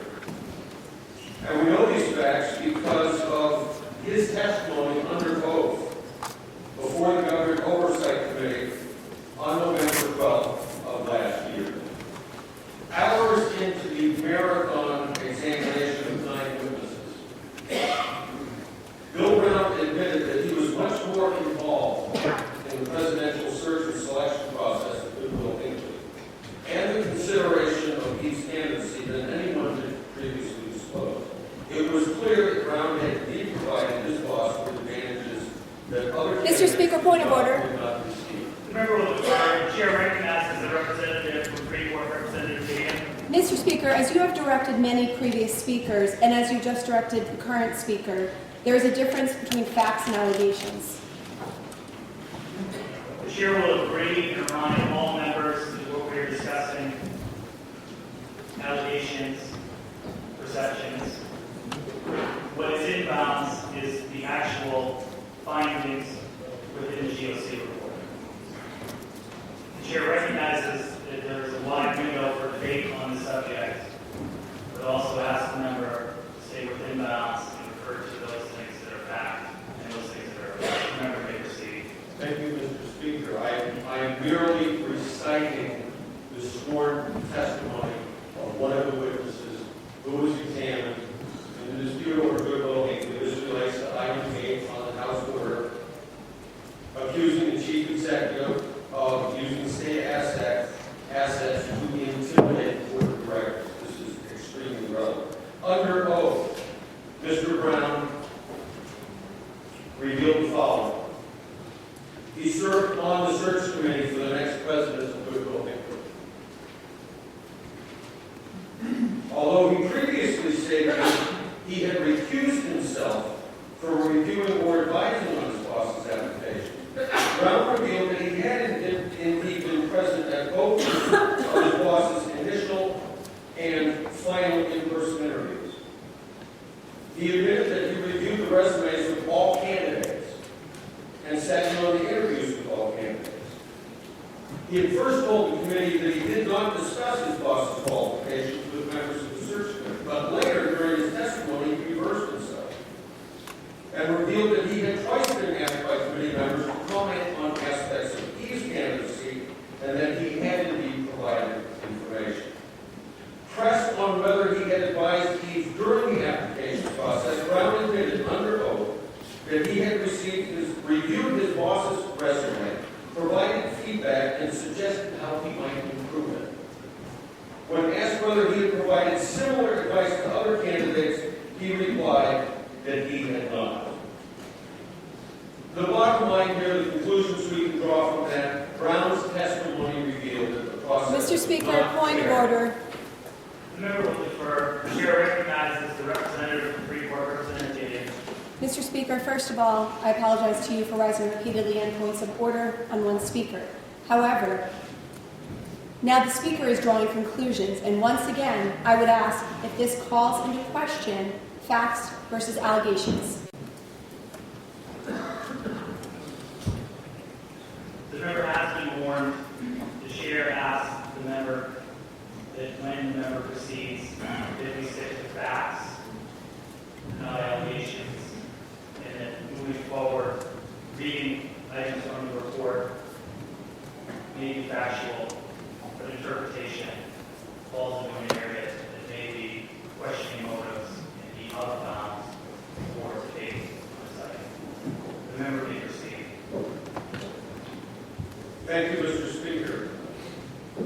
what we know from the sworn testimony is that a well-paid member of Martin's staff was embedded in the search process while personally advising him on how to manage the job. I urge passage of the pending motion, and in closing, I want to quote briefly an excerpt from our legislative code of ethics, which I follows. No Maine legislators will accept any employment that will impair their independence and integrity of judgment, nor will they exercise their position of trust to secure unwarranted privileges for themselves or for others. Thank you, Mr. Speaker. The chair is pleased to announce the presence behind the glass of a former member of this body, the former honorable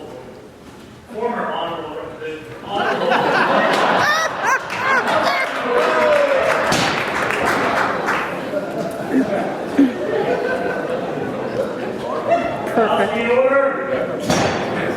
The chair is pleased to announce the presence behind the glass of a former member of this body, the Honorable Josh Plant from Berwick. Will the former representative Plant please step forward and accept the greetings of the House?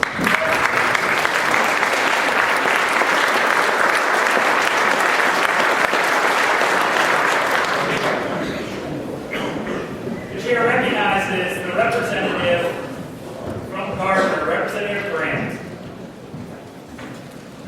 Mr. Speaker Pro Tem, women and men of the House, I rise today in opposition to the motion to indefinitely postpone because I support the order presented here. I do so after intense deliberation. This is not the kind of history I came to Augusta to make. Like most of you in this citizen legislature, I gave up my business and time with my family and friends to serve here on behalf of the citizens of my district to help solve the problems of our state. Even as late as last week, I believed that if I just came here every day, kept focused on the important issues such as jobs and the economy, education, the pressing heroin addiction, to mention just a few, and worked with my colleagues on all sides of the political spectrum, we could get work done.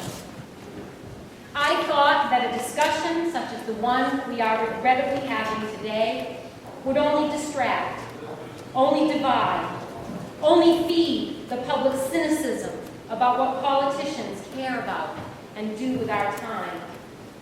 But today, I oppose the motion to postpone because just a few days ago, a public comment allegedly made by our chief executive that echoed around the nation acted like a glass of cold water in my face.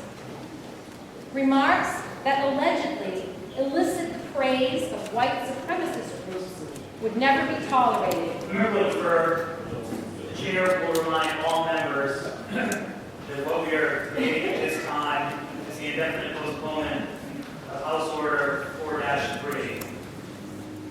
Based on previous discussions and comments from the chair will remind all members to please keep comments germane to the subject and the order that is before us. The member may proceed. Thank you, Mr. Speaker Pro Tem.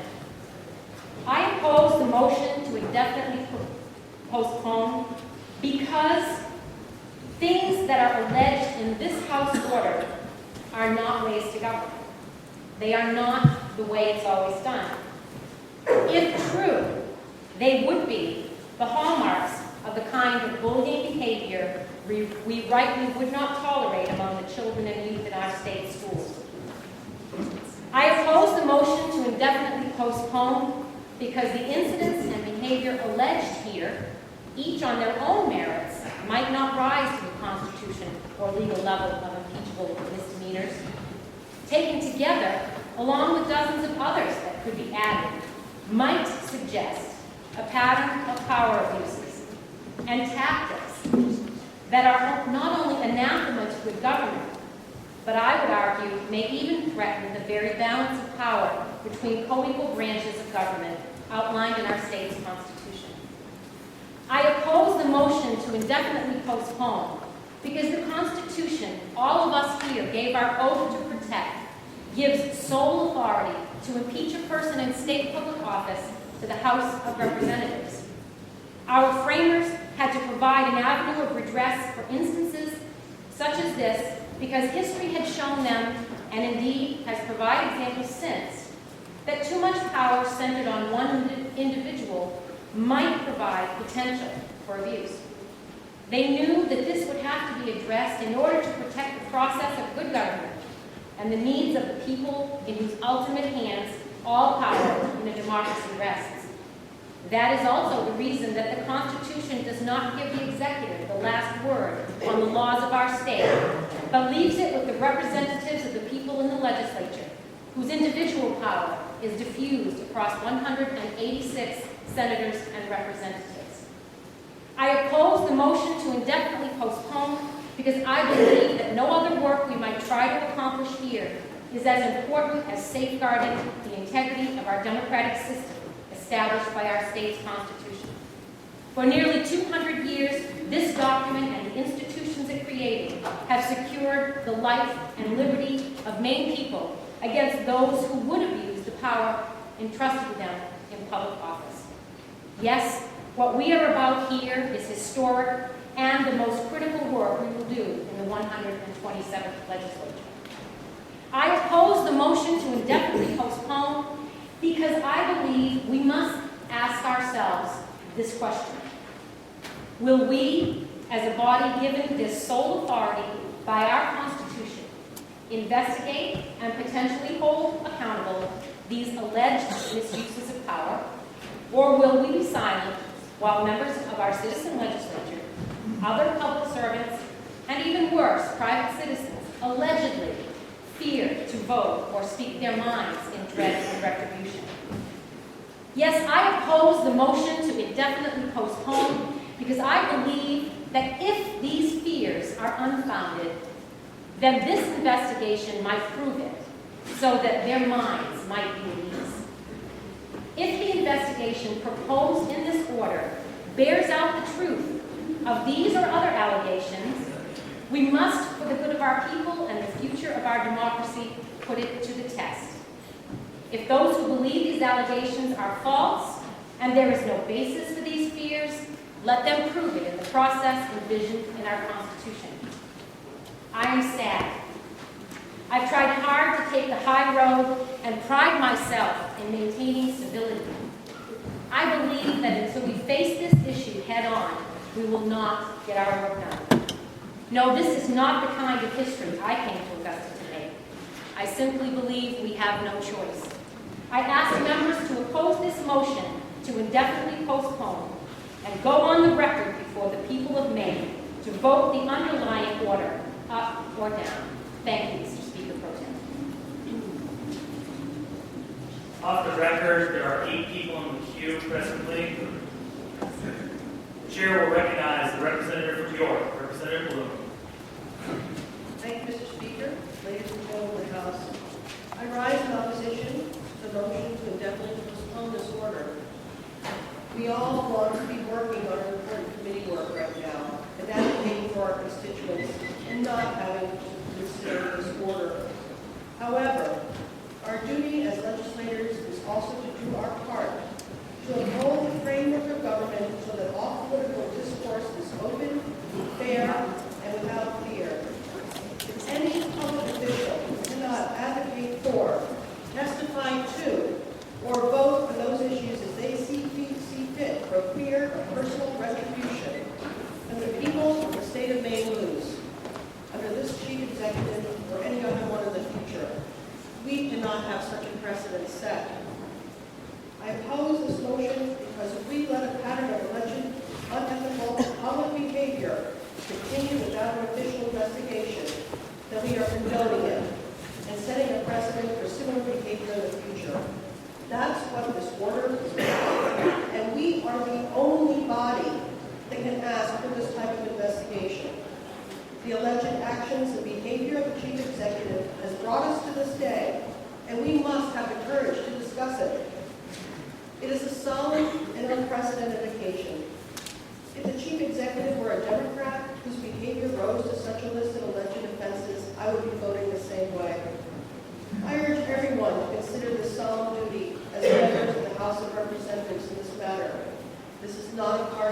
issue.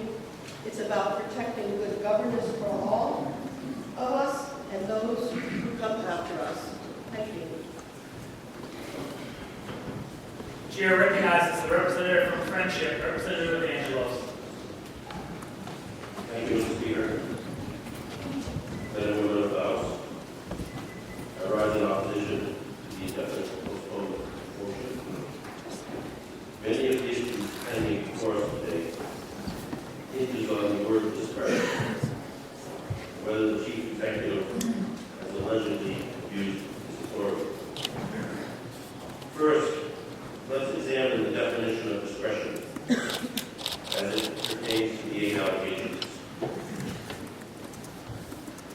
Discretion is defined from various dictionaries as the quality of having or showing discernment, good judgment, discreet, cautious reserve in actions so that people will not be harmed. The trait of judging wisely and objectively. Discreet means to be wise or judicious in avoiding mistakes or faults, prudent, circumspect, and cautious, not rash. In other words, discretion is exercising judgment tempered with these attributes in order to arrive at a final decision or outcome. In fact, Blake's Law Dictionary defines abuse of discretion as an act or failure to act that no conscientious person acting reasonably could perform or refuse to perform. One which requires exercise of judgment and choice and involves what is just and proper under the circumstances. Now let's examine the alleged counts alleged against the chief executive in reference to the definition of discretion. Allegation number 1, the land for conservation laws. Fundamental to our liberties in this country is the referendum process. When 60 or 70% of the people weigh in and tell us to do something. I would ask everybody in this body to examine that as to whether that is just and proper or the proper exercise of discretionary authority. Items 2, 5, and 8. The World Arcadian Congress allegation. The Maine Community College system allegation. And the Goodwill Inc. allegation. I ask each of you to examine the allegations and come to a determination whether the chief executive's use of discretionary power was just and proper. Did it inflict personal harm, or was it a justifiable use of this authority? A second fundamental aspect of our human rights in this country is the right to a fair hearing. The right to a fair hearing in court or a board. Allegation number 3 and allegation number 6. Was the chief executive's alleged decision to become involved with the unemployment hearing process and the Maine Human Rights Commission activities just and proper or an abuse of authority? Please examine that. Item 6, allegation number 6. I'm sorry. Allegation number 7. Creation without public notice of a panel to investigate the Maine Human Rights Commission. Allegedly a violation of the Maine Right to Know law. Proper use of discretion or an abuse of authority. Just and proper or abuse of discretion.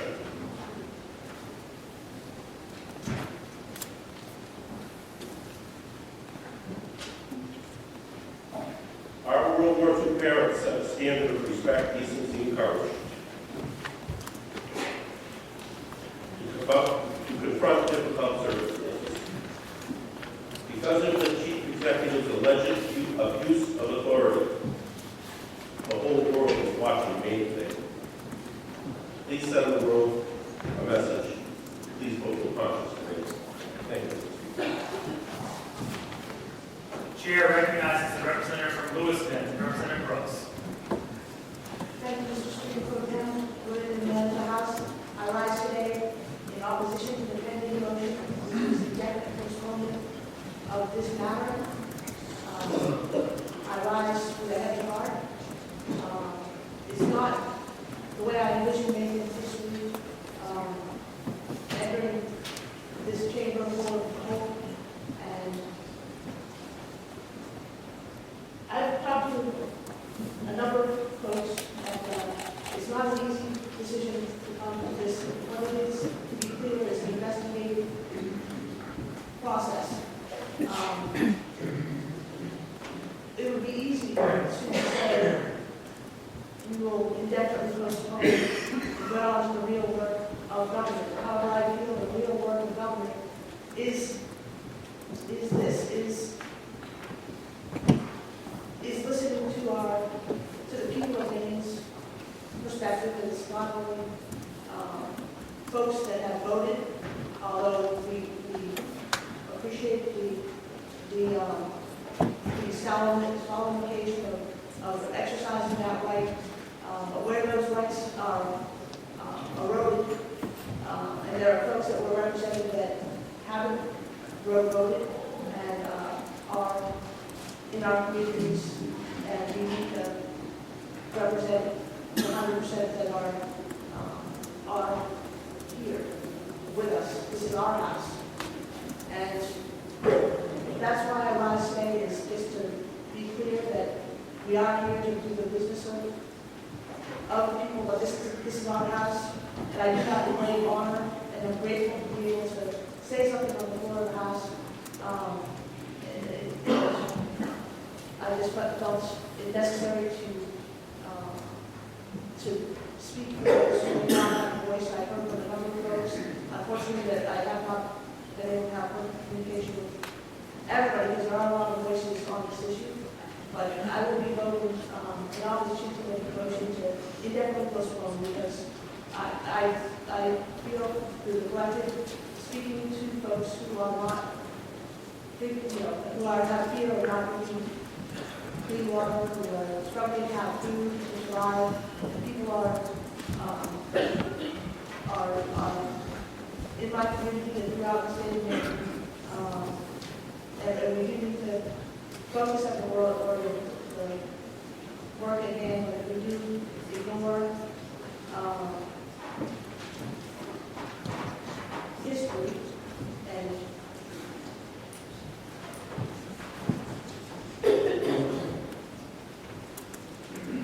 not the cumulative picture, we are doing great disservice to our people. I apologize for not being more clear and concise. I echo what some folks have said, and do agree that time is important. Some folks will say, equate time with money, and that does hurt me to know, and because when we put a price tag on human life,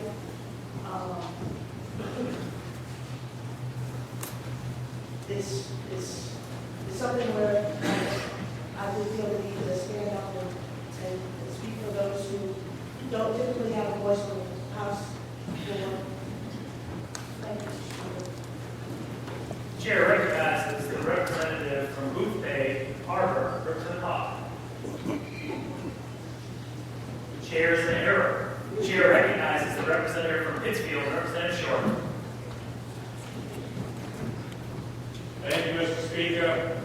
Mr. Speaker, ladies and gentlemen of the House, I rise in favor of the pending motion to an indefinite postponement, and I do so in hopes that with this passage,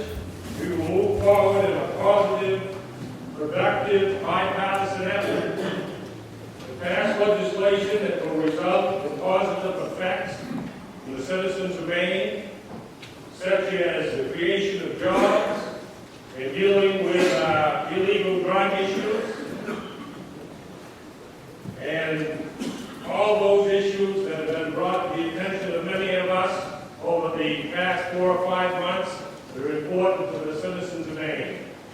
I again support this motion in hopes that this process doesn't drag out any longer. Thank you, Mr. Speaker. Chair recognizes the representative from Portland, Representative Russell. Thank you, Mr. Speaker. Mr. Speaker, members of the House. This morning I stopped at City Hall to run an errand at the city clerk's office.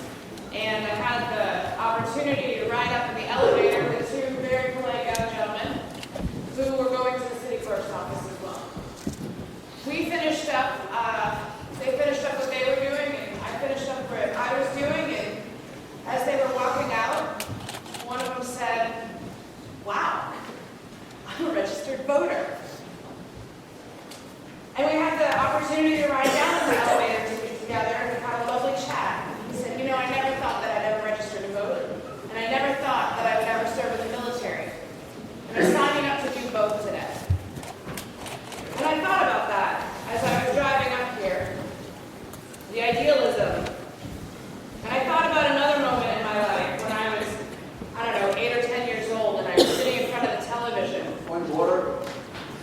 The representative will prefer. Chair recognizes the representative from Newport, Representative Burnett, and inquires upon the process. Thank you, Mr. Speaker. I would just inquire as to the germaneness of the speaker's, comments, and ask the speaker to make a ruling on germaneness as it applies to the pending motion. The chair will remind all members that what is open for debate at this time is a motion for indefinite postponement on the motion from the representative from Portland, Representative Chipman, which is the House Order 4-3. The member may proceed. Thank you, Mr. Speaker. If I can come back. Thank you, Mr. Speaker. I'm actually rising in opposition to the pending motion, and I've heard a lot of people talk about other people's intentions and other people's views and other people's reasons for what they've done. And many people have been gathered out of order for that very reason. I'm standing here to speak about my reason for voting the way that I voted. And I don't know how other people are going to vote today, and that's on them. But I do expect the right to be able to speak about the reasons why I'm voting the way I'm voting. I sat there and I watched a reporter choke up, and she reported on the death of a young woman. She was 12 years old. And I'll never forget that, because I'd never seen a reporter choke up. The reporter was choking up because she was reporting that Samantha Smith had died. Samantha Smith had the audacity at 10 years old to write a letter. The chair recognizes that the order is broad and is allowed for debate in a broad range, but as with the former speakers and members of the House, the chair will remind this member to keep comments to the House order before us. That being said, the member may proceed. Thank you, Mr. Speaker. I think about that moment because we have a long history in Maine of dedicated public service, whether in this body or outside of this body. We have an opportunity to protect the reputation, I think, of Maine people. Speaker. The member will defer. The chair recognizes the representative from Newport, Representative Burnett, and inquires why the member rises. Again, I want to caution folks not to inquire as to only the people who don't support the motion. Again, we can focus on the germane, where we are on the motion. The chair will remind all members to not question the motives of individuals in the chamber or the motives of the chief executive. Further request that going further in this debate that all comments are germane to the order at hand. The member may proceed. Thank you, Mr. Speaker. This is a very difficult decision that we have before us. I would hope that we would vote against the indefinite postponement so that we could have an opportunity to actually vote straight up or down on the motion in question, on the real motion. But since we don't have the opportunity to do that today, I would hope that folks would really dig deep and think about the message that gets sent, whether it's what we say or what others say. And the message that I want to send to Maine people. And frankly,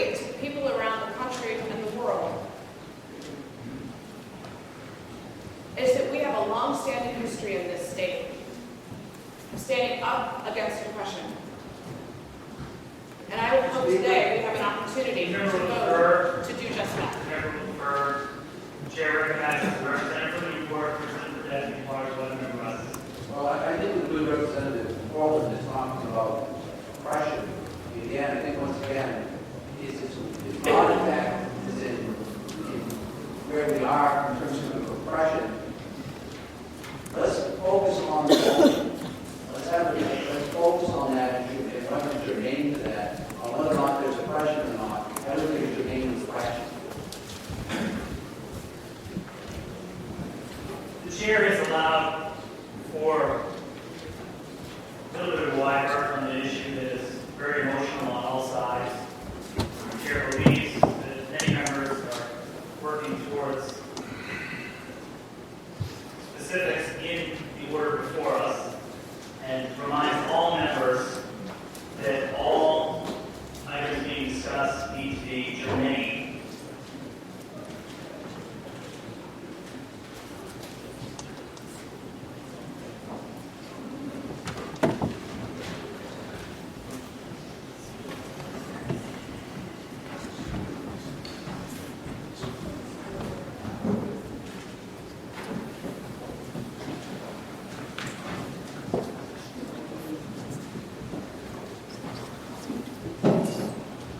The chair, as stated before, will highlight in Chapter 13 of the Forum of Debate, Section 120, equality of members in debate. The language used by members during debate should be temperate, decorous, and respectful. Moving forward, the chair will continue to request that members remain germane, and that interpretation is the chair to determine. The member may proceed. Thank you, Mr. Speaker. I actually concluded my remarks before the point of order. But since I've been asked to continue speaking, House be in order. I would just remind folks that that code of ethics should extend beyond these doors. That code of ethics should extend when we step outside and talk to Maine people and we talk to the country. And that code of ethics should continue. We all make mistakes. But when there's a pattern of decision-making that potentially brings harm to the body and the very institution of government, that potentially undermines the right of that young man this morning who was so proud to vote, be registered, to do his duty. Those are the people I think about today. I'm disappointed that we may not have the opportunity to vote straight up or down. But more importantly, I'm disappointed that we even have to have this discussion today. I go generations back in this state. My roots run very deep. And my heart and soul runs very deep in this state.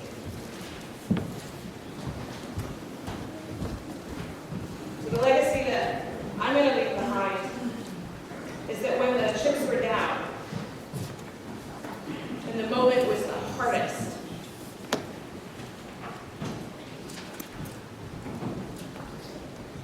that I voted to stand up. And maybe we lose today. We don't lose enough fight. The chair recognizes the representative from Rockland, Representative E. Center. Thank you, Mr. Speaker. I rise in opposition to the motion on the floor and in support of the House order and the intent behind it. The rule of law is the foundation of a civilized society. It establishes a transparent process, accessible and equal to all. It requires us to hold elected officials accountable if they abuse their power or overstep their authority. Events of the past year have brought to the attention of everyone in this chamber that we do not hold among us a clear and common understanding of what that is. What is our duty as one of the three governmental bodies to hold elected officials accountable? What is acceptable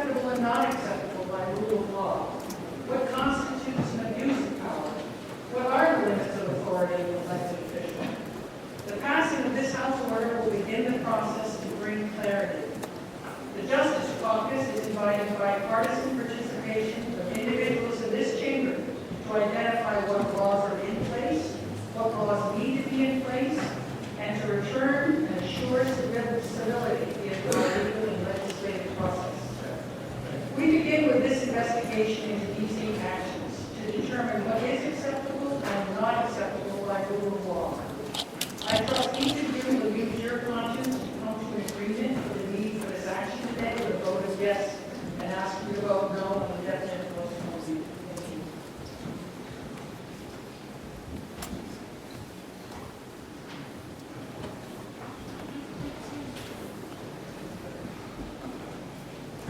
The chair recognizes the representative from Saco, Representative Shinat. Mr. Speaker, men and women of the House, with all this talk of impeachment, I believe there is another way forward than what is before us now.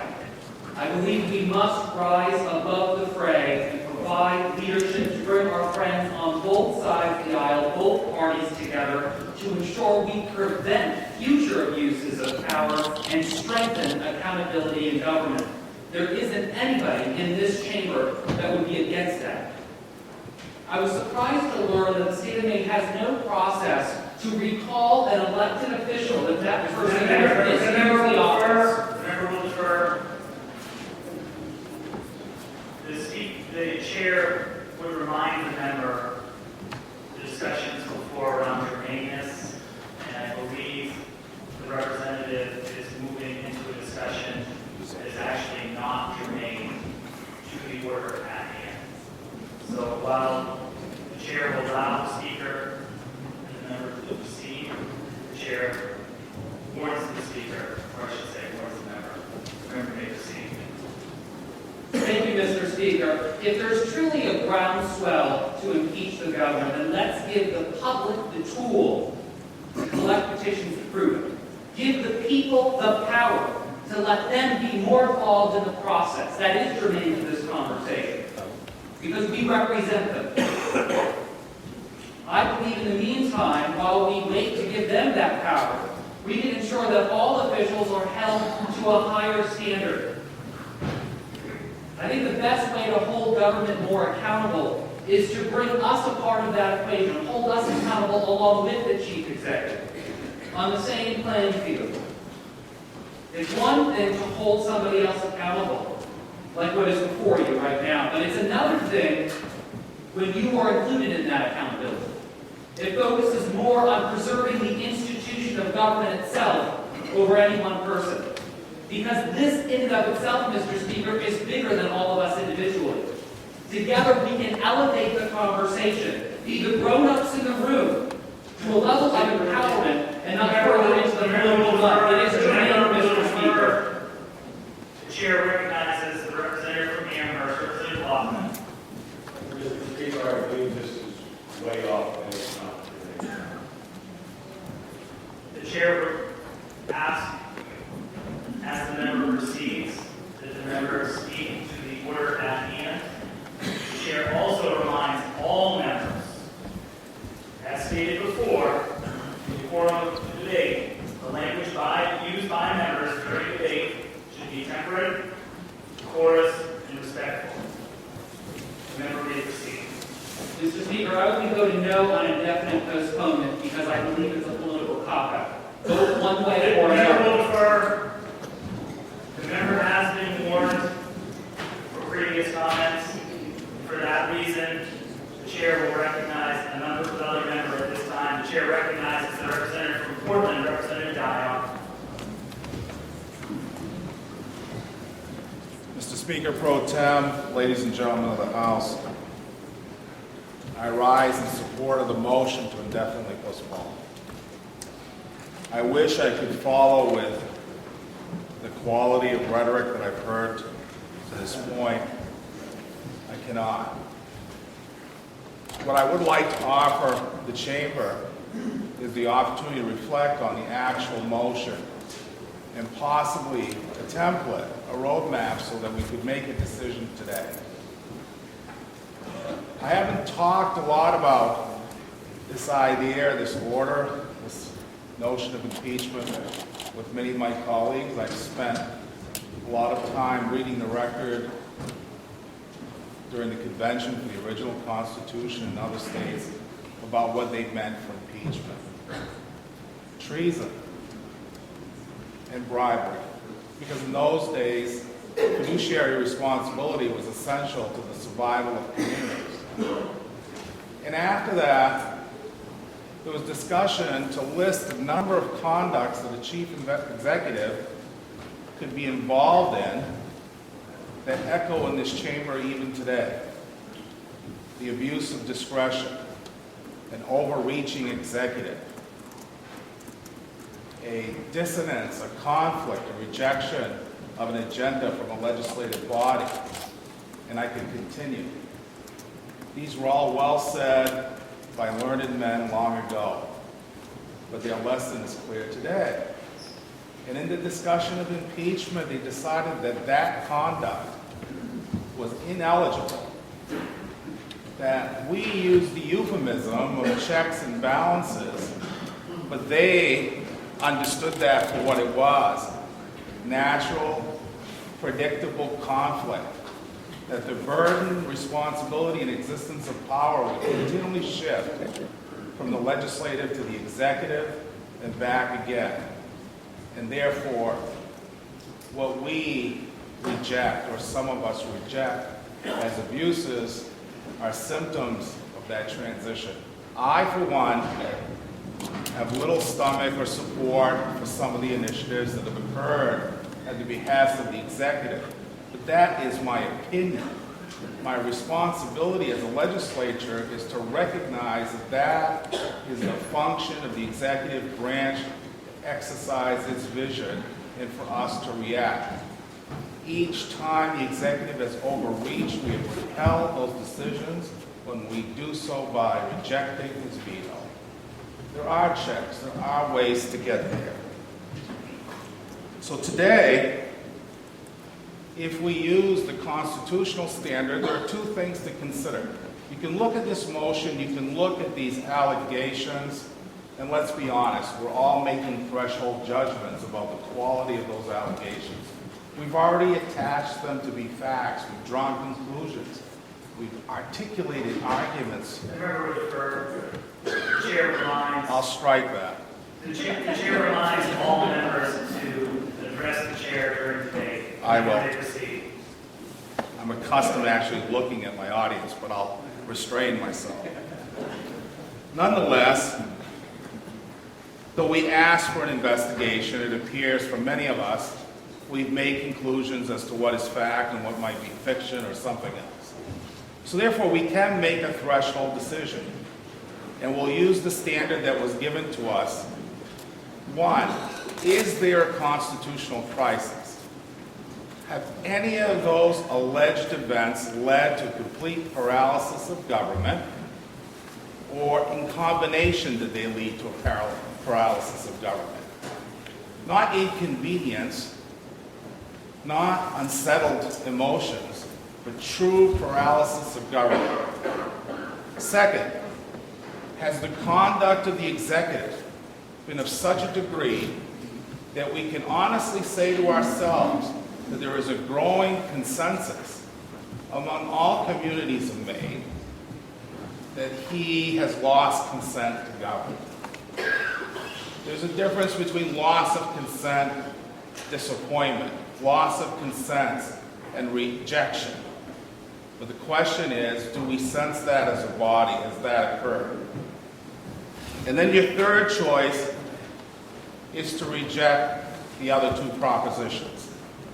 That it's not about a constitutional crisis, it's not about loss of consent, it's about maladministration. I'll use the word of our forefathers, maladministration.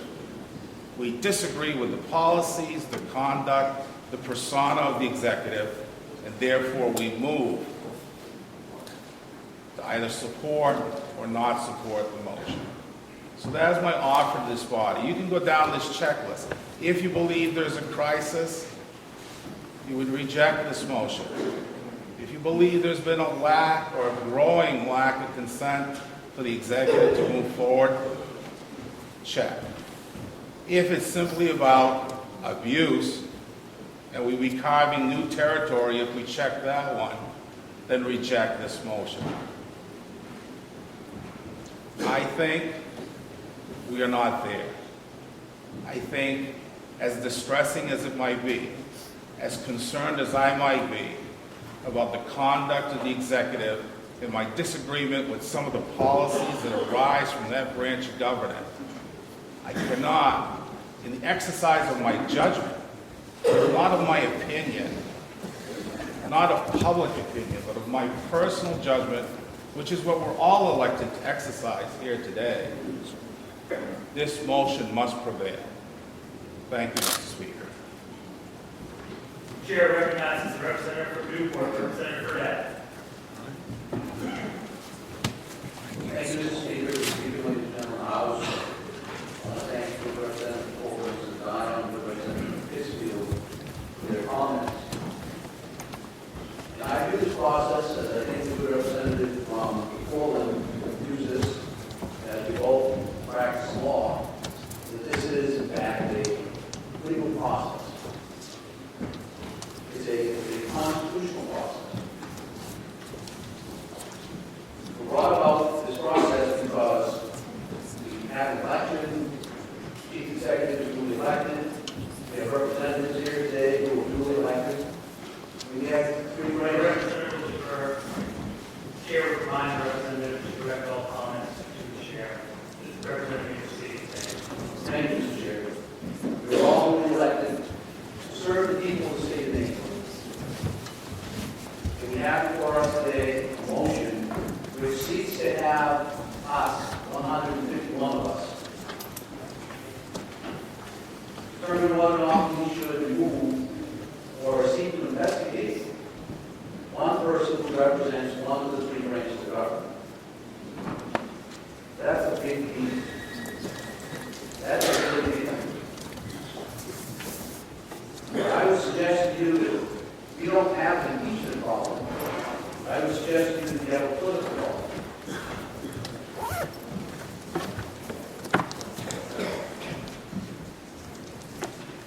I've lived in Maine all my life. People in Maine are smart people, and they usually get it right. They send us here to do the job that we've been doing. For the last 5 years I've served here in Memphis. And I think people here today, because they've been elected by their people back in this representative democracy, are going to make the right decision. In regards to whether or not they indefinitely postpone to put this matter to rest. I believe it's fully appropriate that we put this matter to rest, that we move forward. As a legal issue, I think if we look at this today purely as an issue of precedent, what is going to be the standard next time when somebody is disgruntled with the actions of the chief executive? What is going to be that threshold? That threshold is going to be determined in part based upon our decision today on this order that's presented here and our decision today. We are, in fact, making history. And I believe our votes need to reflect that.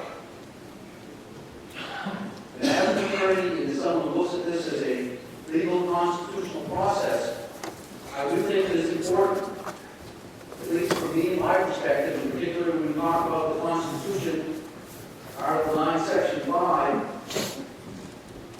when it talks about misdemeanors in office, that we in fact have two people that have looked at this issue from a legal perspective. We have a democratically elected Attorney General who was elected by this body and our counterparts in the Senate. And we have a Kennebec County District Attorney who previously served in this body. Looked at this issue upon the request of three of the people who presented this order before us today. And I do believe it's relevant to read that letter, dated December 21st. It says, "Dear Representative Angelo Shipman Warren, received your December 4, 2015 request that my office initiate a criminal investigation of Governor LePage concerning several matters described in your communication. I have reviewed these matters with several student prosecutors. Point of order. Representative Defer, Chair recognizes the representative from Portland, Representative Russell, and inquires by Representative Rice. Thank you, Mr. Speaker. As I was informed on numerous occasions, we need to stay to the exact point before us, the motion before us, and I believe this is not specifically germane as we're talking about criminal conduct in the letter.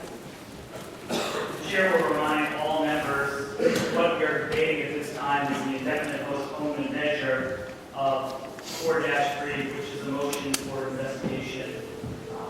This laid out before you in the calendar, and that being said, I remember to proceed. Thank you, Mr. Speaker. I think only cite, and I think what it says specifically in the impeachment order, when it talks about misdemeanor, and I'm reading a letter from two of the highest law enforcement officials in the state of Maine, it is directly germane to the conversation that we're having today.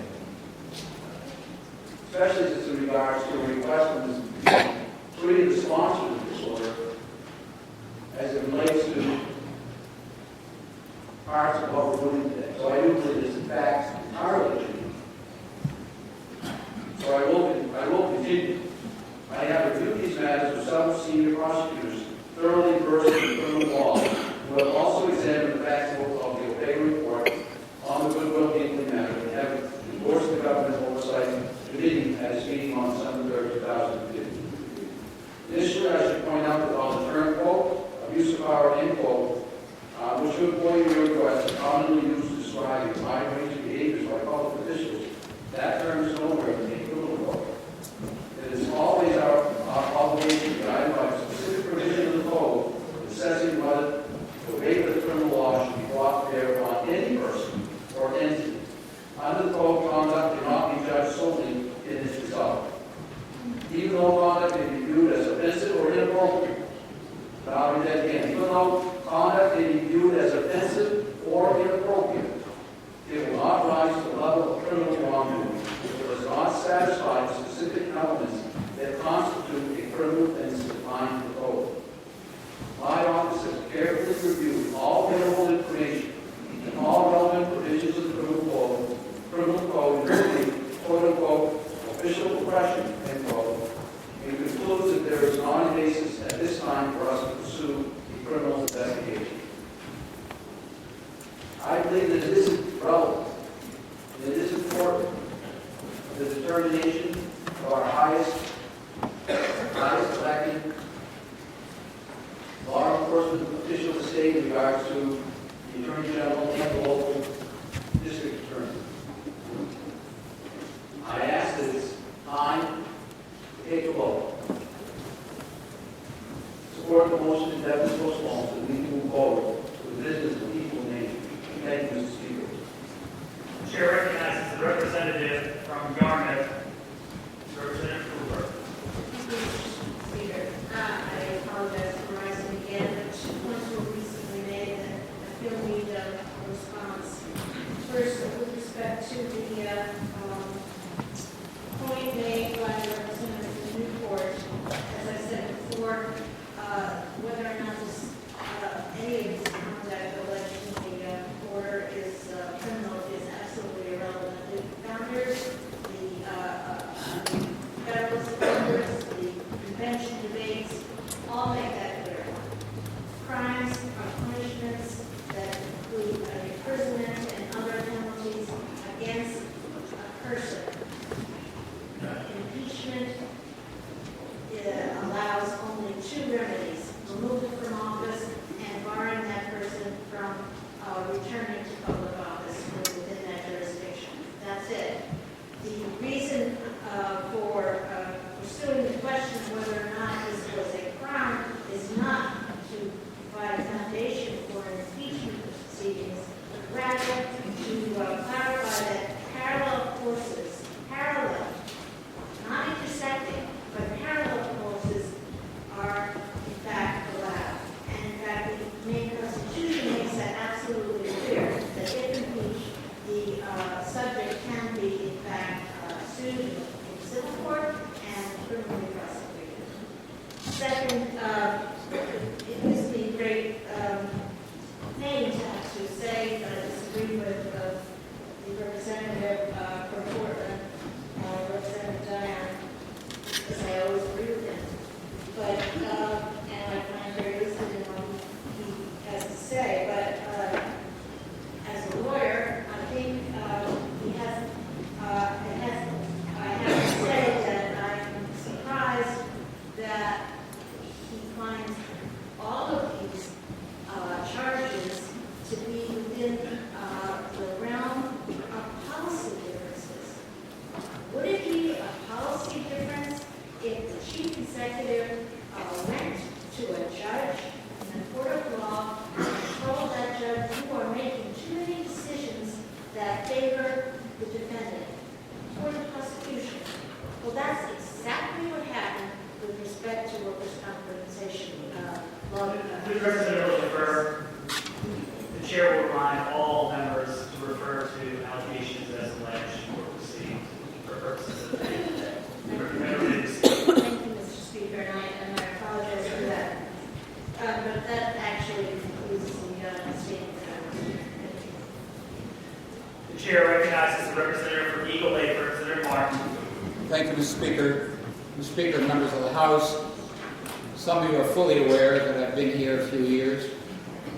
I was first elected in 1964. And over those years, from that time to this day, I've served in leadership, either as minority floor leader, or as speaker, or leader in the Senate, for 25 of those years. In those 25 years of leadership, I could recount many instances where we've had disagreements with the chief executive, even those of my own party. And if you go back and relook history, you'll find that some of those issues, from my point of view, were major ones.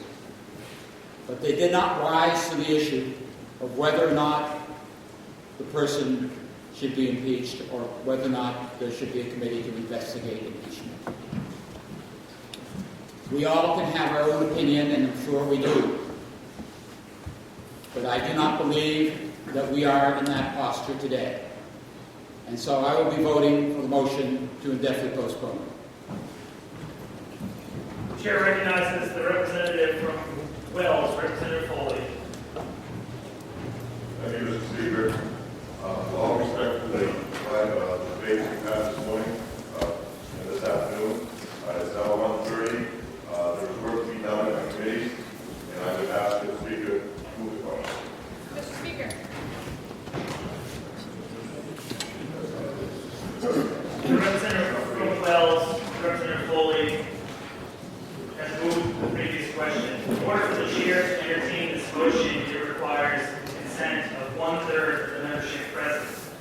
Please signify in the usual manner. Sufficient number of members having consented, the motion is in order. The pending question is shall the main question be put now. The chair will order division. If you are in favor, you will be voting yea. If you are opposed, you will be voting nay. Is the House ready for the question? Mr. Speaker. The chair recognizes the representative from Portland, Representative Russell. Clarify question. How many people are in the queue? The question from the representative from Portland, Representative Russell, is in regards to how many folks are queued up to speak. At this present time, there is one member in the queue to speak.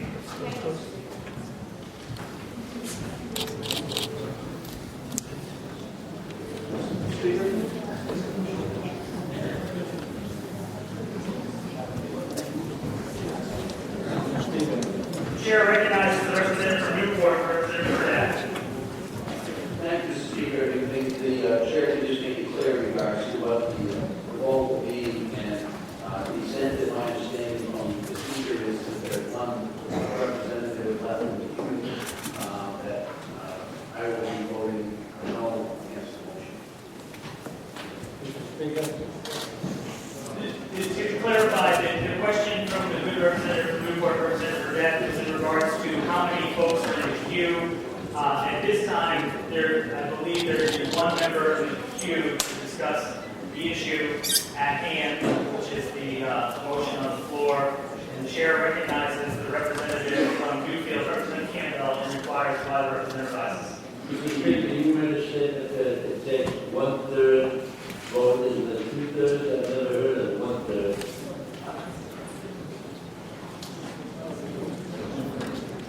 Provide clarification for the representative. I draw your attention to House Rule 504, previous question. When a motion for the previous question is made, the consent of 1/3 of the members is necessary to authorize the speaker to entertain the motion.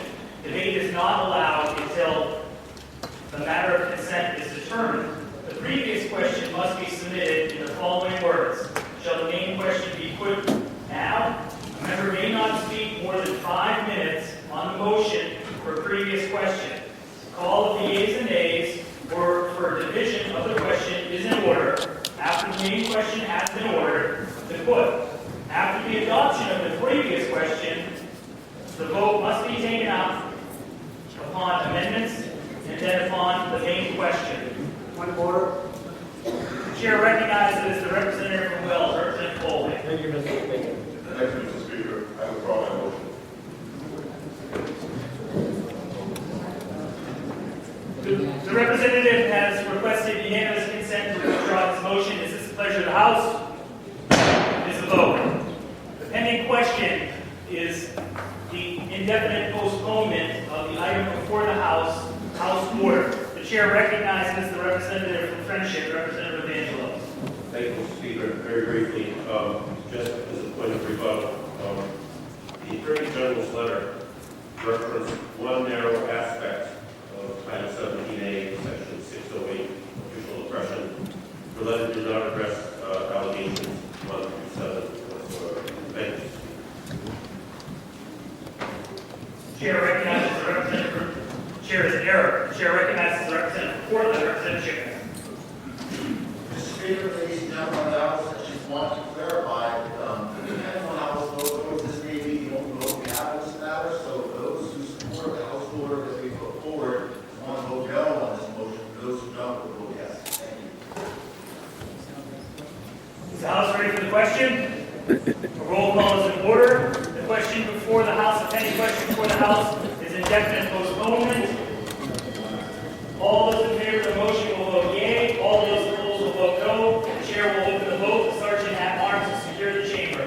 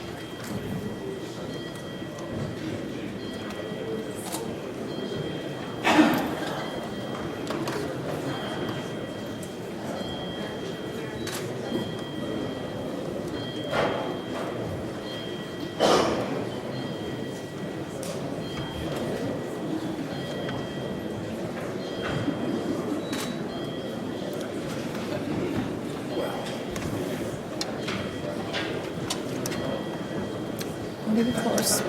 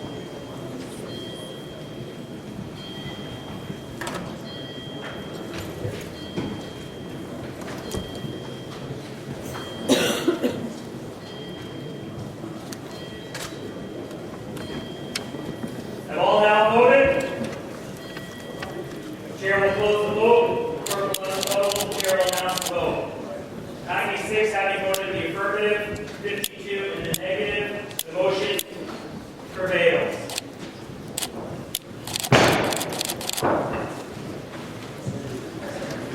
Shameful. The House will be in order. Is there objection of all matters having been acted upon being sent forthwith? Hearing none, order sent forthwith. Special sentence calendar. Dereliction of duty. The House will be in order. Fascists should be ashamed. Clear it. LePage is fascist. Staff, clear the gallery. Stand up for democracy. Do your job. The House will be in order. There being no objections, these items are considered. The chair recognizes the representative for Freeport, Representative Gideon.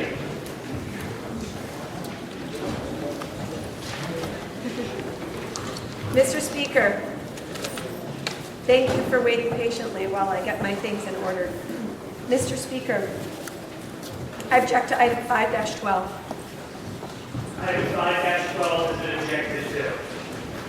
In reference to the remaining items, there being no objection, these items are considered passed or adopted in concurrence and will be sent for concurrence. In regards to item 5-12, the chair recognizes the representative from Freeport, Representative Gideon. Thank you, Mr. Speaker. I move that this item be tabled until later in today's session. The representative from Freeport, Representative Gideon, has moved that item 5-12 be tabled until later in today's session. This is the pleasure of the House. Vote. Off the record, we're just going to go through a couple of things, got some housekeeping stuff, and there are a couple of supplements that we'd like to keep work moving between the two bodies. So we will get through that in notification, and as long as You're good. Yeah. Oh, shit. This one's the wire. Resolved from committee, the first reading of accompanying bills and resolves. Consent calendar first day. With respect to the one item on consent calendar first day, unless there is objection to the committee report, be considered as accepted and will be automatically be placed in the consent calendar second day list on the next legislative day. Consent calendar second day. Bills and resolves referred by the committee on bills in the second reading and passage steam road. Bills under passage enacted. Orders of the day. Sorry, Kevin. The chair now lays before the House supplements 1 through 4. The chair now lays before the House supplement number 1, Senate papers. Joint order. I don't want to export Senate Bill 613. I must return to the Chair is the representative from the report, representative for the further reading of the